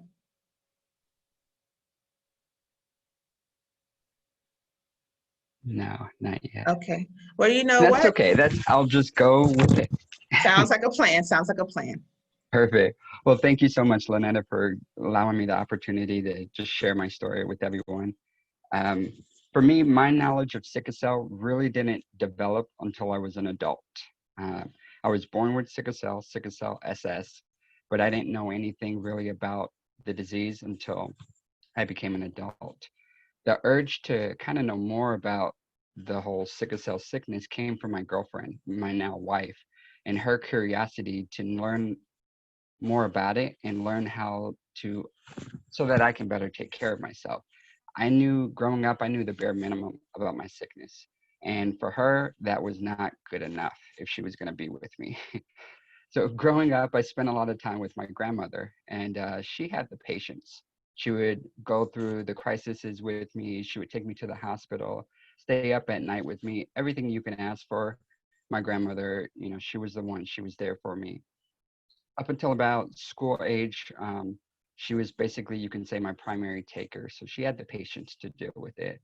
She eventually moved away from the city we lived in Chicago, and I was with my mom, who was a single mother with 2 other children that did not have sickle cell. So I was her only child with this, with the disease, and she didn't really understand.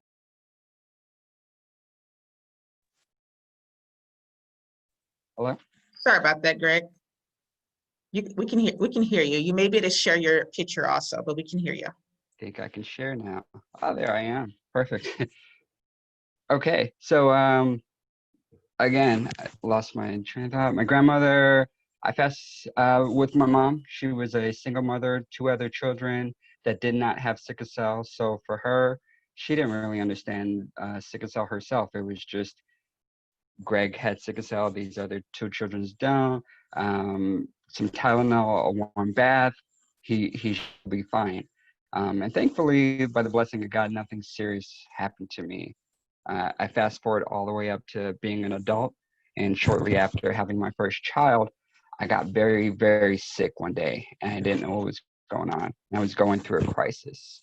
And my wife at the time, she knew that I had sickle cell because we briefly talked about it, but nothing had happened. So she thought, hey, Greg knows what he's doing. He's taking good care of himself. But in reality, I didn't know anything. I was just flying through life, you know? I knew I needed to stay hydrated, and that was all I needed. That was all I knew, sorry.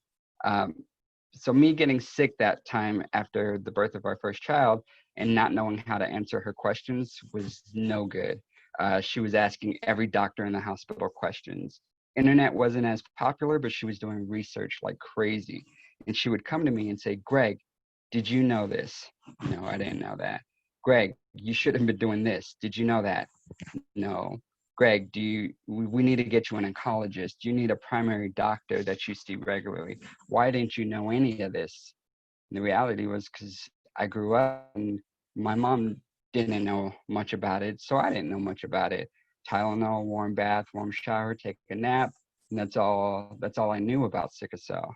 So for me, that incident, getting sick and having my wife around, was a true blessing, because that's when I really got to know about sickle cell. She wasn't going to let up.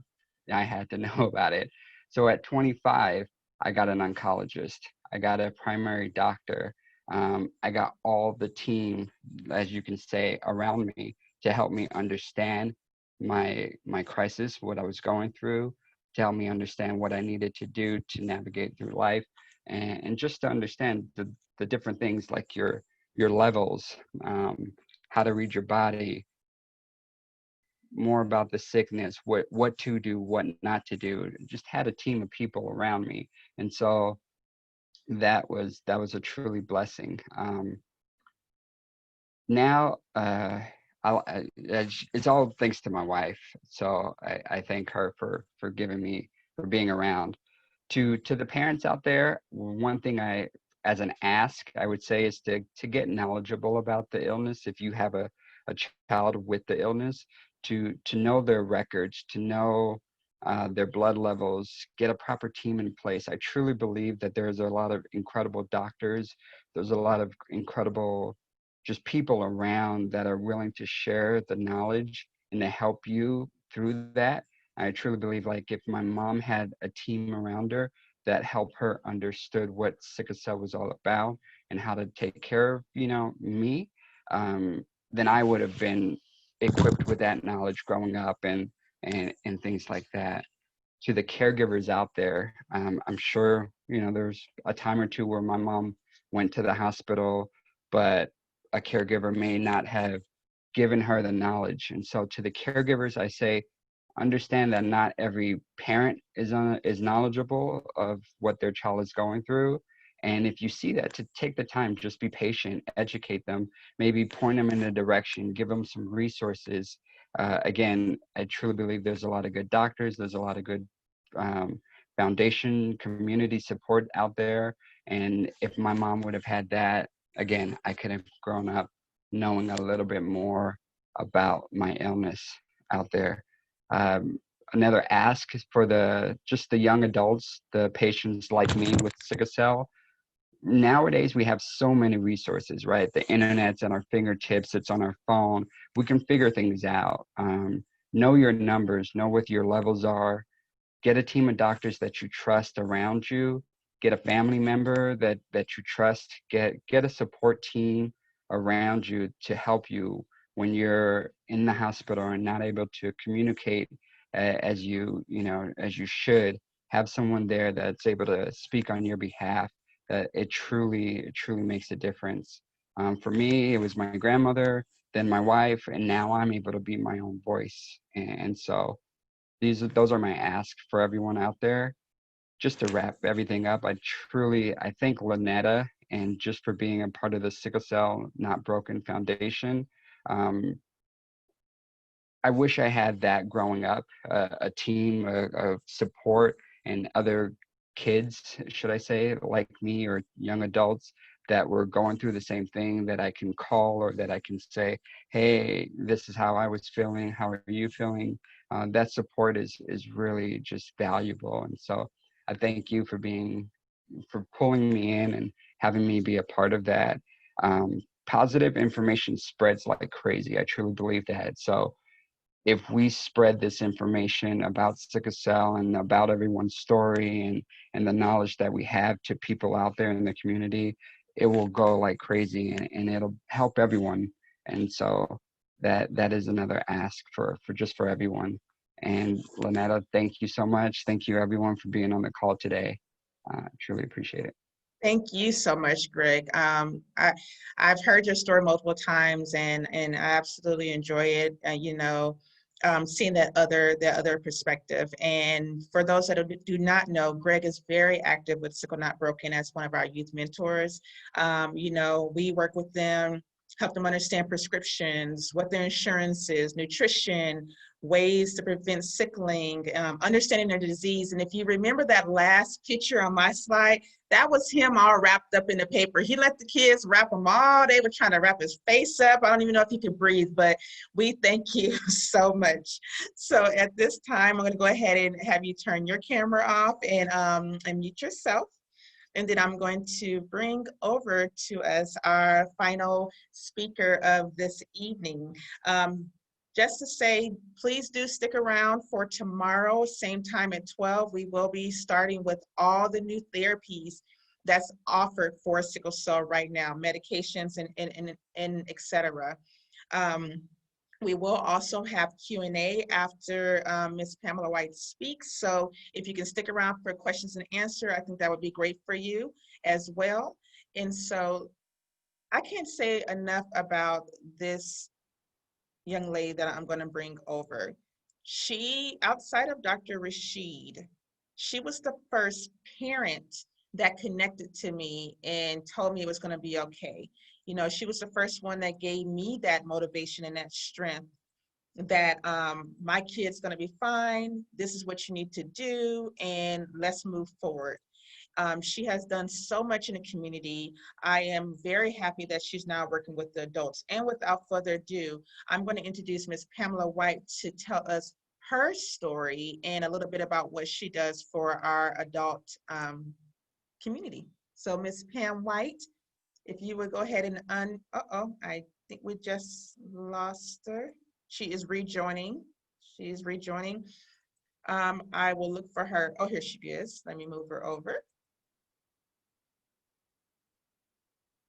Can you hear us, Pam?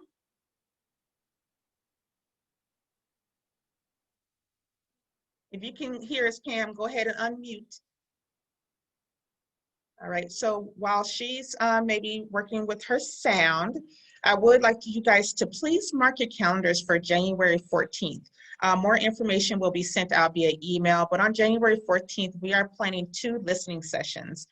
Currently, the time is going to be 12 p.m. to 2 p.m. for anyone that's a healthcare provider or case manager, social worker. We want to pull you together on a Zoom call where you will actually be able to speak this time and not just type in the chat box. We want to hear your voice. We want to hear what you're experiencing and utilize that opportunity to build our program for our teens to see what we may want to add or what we may need to provide for the community. That same day around 4 p.m., we're going to work with all the caregivers, the patients, the family, friends to come on that call separately and also be able to express their experience as a transitioning teen or caregiver.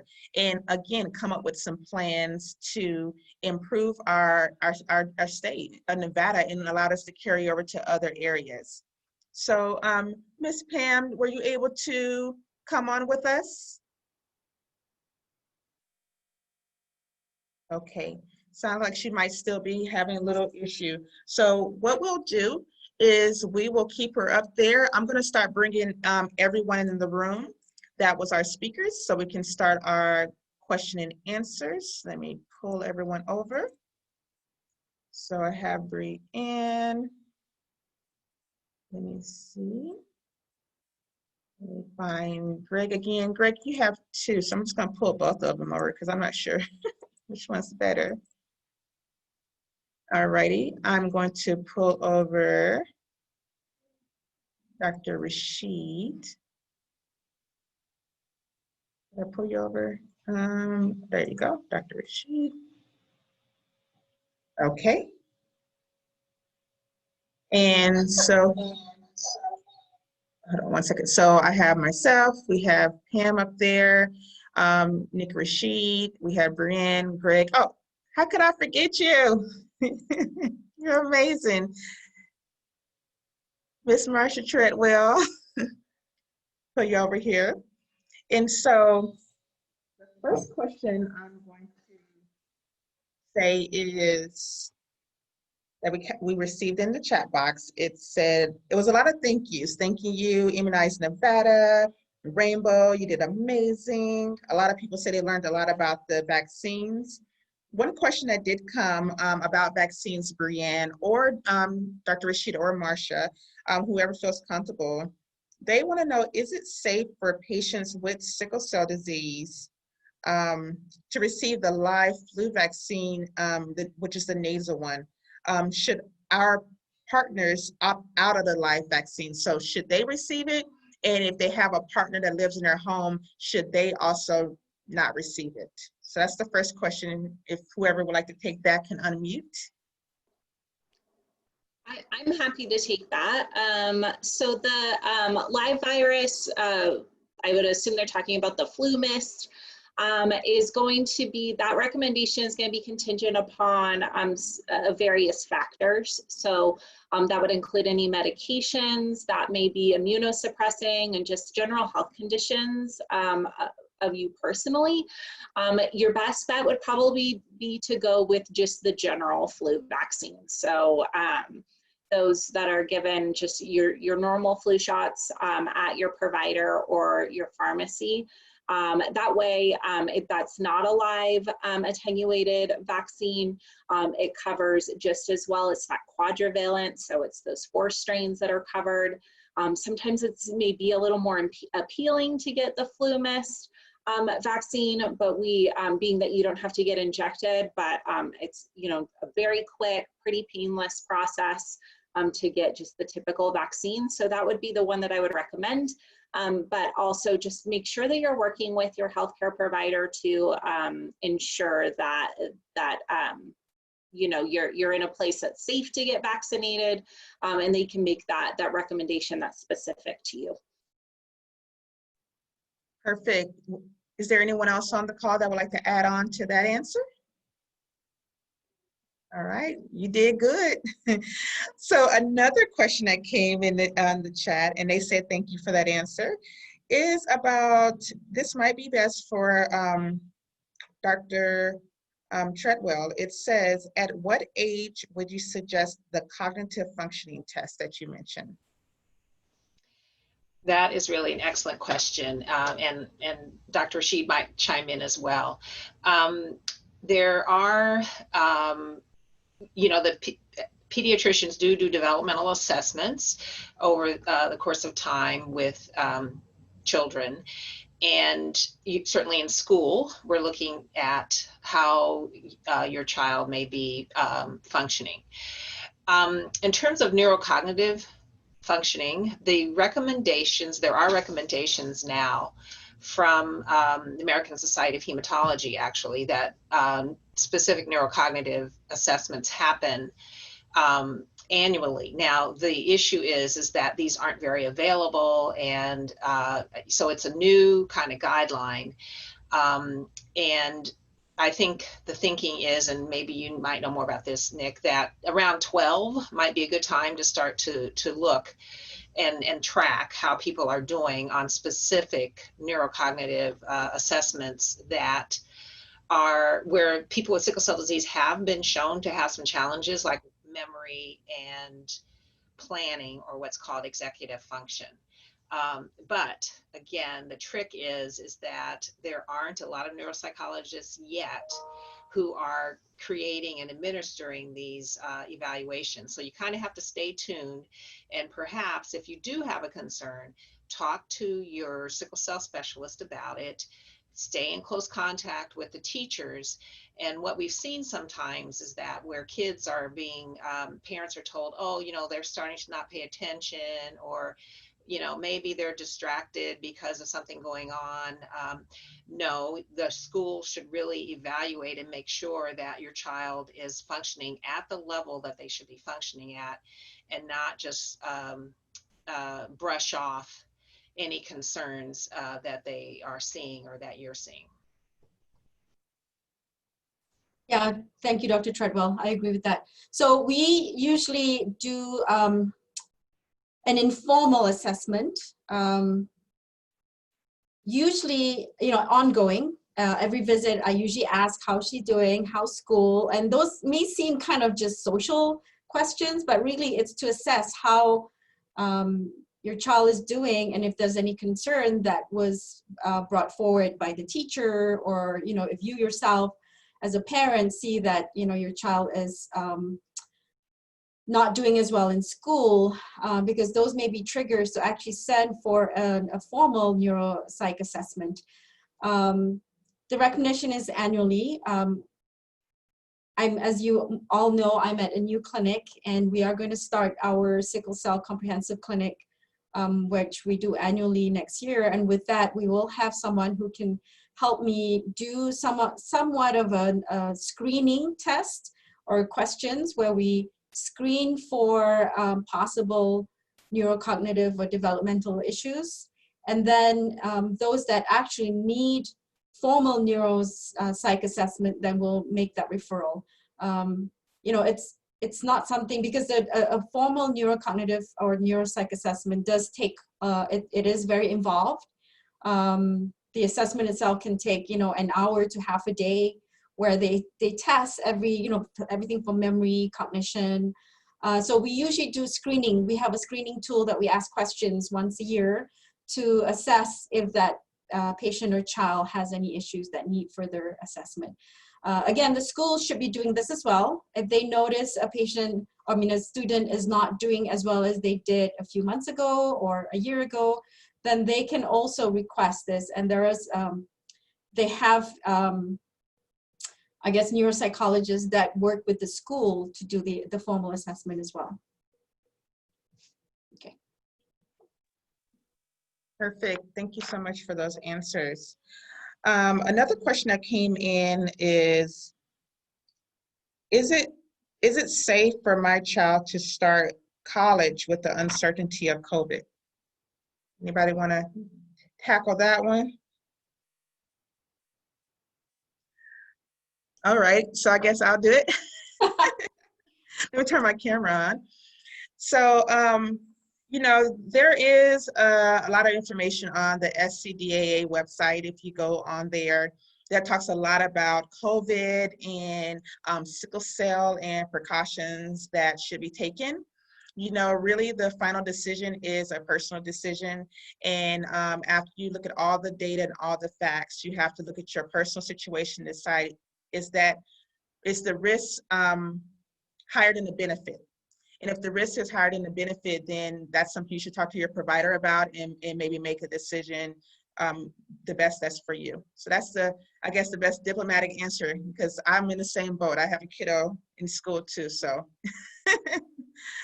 Well, my son is in college, and it's kind of a shame because he's in second year. So his first year, he probably got the first semester and a little bit of the second semester through spring, and then they were all sent home. But it's actually done virtually now. So even though he may not have the full experience of college or university, he is learning. So, and I do see some other students, when this hit, they decide to take like a gap year because they want to be able to experience that first freshman year in college. And since most universities and colleges are all virtual now, some have chosen to do a gap year in the meantime and then go back in, next year. Again, it's all individual, you make that choice. But sometimes even if you want to be there in person, you can't. Like my son, he has to be at home. So we have a college student at home. Goodness, I know you smiling, so I almost think you like it.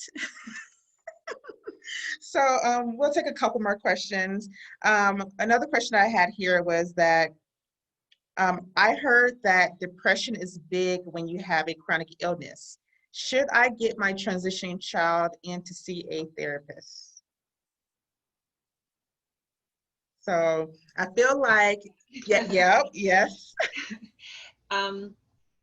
Yes, there are people who are dealing with the stressors of chronic conditions definitely more often may experience depressive symptoms as well. So this is, again, another recommendation that now that's beginning at age 12 is that there's an annual asking just a couple of questions that are screening for depressive symptoms. But as a parent or caregiver, you also just want to keep an eye on your child, and if they have a change in mood, and that can not just mean they look sad, but that they get irritable or they aren't as interested in the things as they used to be interested in. And as Lynetta well put it, sometimes you can take this to your sickle cell specialist or to your primary care provider. They're the first line, and therapy, I'm a psychologist, so I love therapy. I think therapy is great. Sometimes you can address things with, if it's a mild sort of symptoms, with just real close monitoring and support. But sometimes therapy is definitely needed and should be followed up on. And so again, it depends on the severity, other issues that might be going on. But always, always, always, if you have a question, take it to your sickle cell specialist and your primary care provider, and they'll steer you as to which way to go. Absolutely. There is, and I have Miss Pam White, who's trying to get on. I really would like you to hear from her. So I'm gonna take a few more questions and see if we can fix the technical error or issue. So I have a question from Adam Farnsworth. He says, are there resource links for the research about the safety, both short-term and long-term, for the ingredients in the vaccine? So that would be Brianne. Yeah, absolutely. So I am happy to provide those to Lynetta. Again, those are all available on our website, immunizednevada.org, for kind of those reputable resources. We also want to make sure that we're looking at sources that are evidence-based, that are rooted in science. It's important to note that not all sources are created equal. There are people who have dedicated their life's work to looking at infectious disease, assessing immunizations and vaccines. Like I said, we have multiple safety systems in place in our country for looking at both safety of vaccines prior to them being marketed to the public and then after they're released. Yeah, I'm happy to provide a link to those resources to Lynetta after today's discussion. Perfect. Thank you so much. Another question that we had here, if I did not lose it. We may have answered this already, but it said, when should I start making my child make their own appointments? For me, I'll kind of take it. I feel like you kind of have to assess when you feel like they're ready based off, you know, I don't know, the other behavior that they have. And some children can start as early as 12 trying to get involved in their appointments. Some have to wait to 14. But if you get with one of the community-based organizations or with your hematologist, your specialist, there is a readiness assessment tool that we can use to kind of help help the parent make that decision to when's the best time to start. Okay, did anyone else have anything to add to that? Okay, Miss Pam, were you able to get on? We see you, but we can't hear you. Okay, so we are over our time. Really quick, I'm just going to run through a couple of these responses from earlier for you, Dr. Treadwell, that people did put in the chat box in regards to what a transition looks like. And if Pam's not on, we'll end it there. It says that I'm a support advocate who would like them to know going into the adult healthcare that they have an influence on their prognosis through healthy lifestyle choices. Someone else said they're a parent of a child with sickle cell, Edie Smith. Successful transition to me will have the transitioning patient 11 up to meet the adult provider to become familiar. Know their information, their pain levels.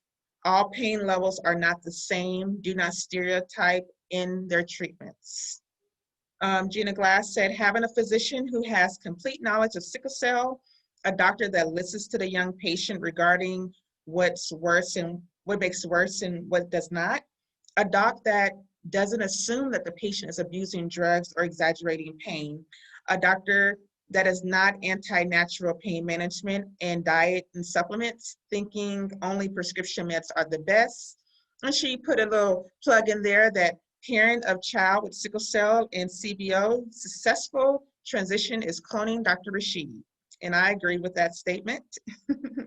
and that's something we didn't mention too much. And they'll talk a lot more about that Saturday about the stigma related to pain medicine. And last but not least, I have a couple more and then we are done. It looks like someone wrote,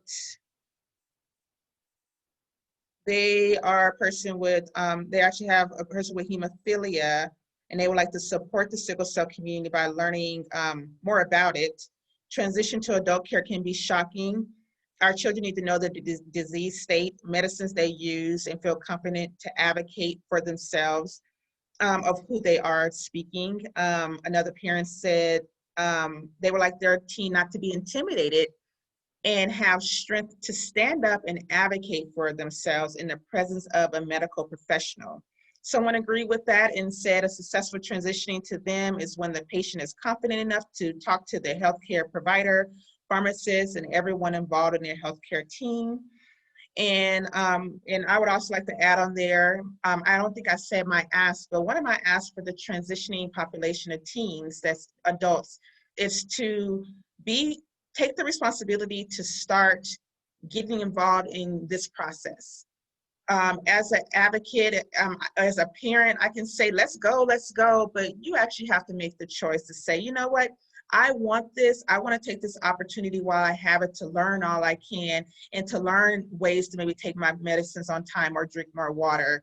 And that has to be a choice because at some point, parents won't be behind you, pushing you. You have to make that decision and you don't want to have any regrets, especially when the opportunity is there for you to get what you need, especially if you're around a transition program.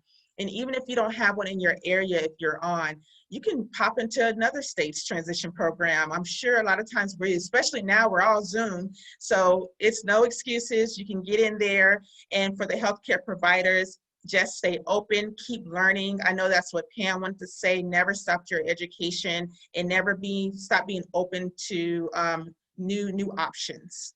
And I believe, Dr. Treadwell, did you have any response to any of those comments that I had made before we close out? Yeah, absolutely. I wanted to thank everyone for who chatted in a response to that question, and just wanted to point out that none of those responses in my presentation attached an age to when you transfer from pediatric to adult care. It's not 18, it's not 21, it's not 26 necessarily. It's what works for you, what you, your family, and your healthcare provider have come to in terms of the readiness. And sometimes you may be ready in several areas and still need some help or support in another area. So it really is fluid and individual, and this is not meant at all for anyone to feel like they can't be successful or that they aren't successful. It's really about that we're all different, and we need support in different areas. And so it's not attached to an age. It's really about where are we at any given moment in terms of our readiness. Excellent. Okay, well, again, thank you to all of our speakers. You all did an excellent job. Tomorrow, our host will be Dr. Nick Rashid with Sickle Cell Center of Nevada at 12 p.m. She will be, again, introducing all the therapies. And then on Saturday, same time, 12 to 2, Pamela White with Bridging the Gap Adult Sickle Cell Services will be talking about what do we do with this pain, and hopefully get many answers there. And again, don't forget to please visit our vendors on the way out. Thank you so much and have a great evening. Bye.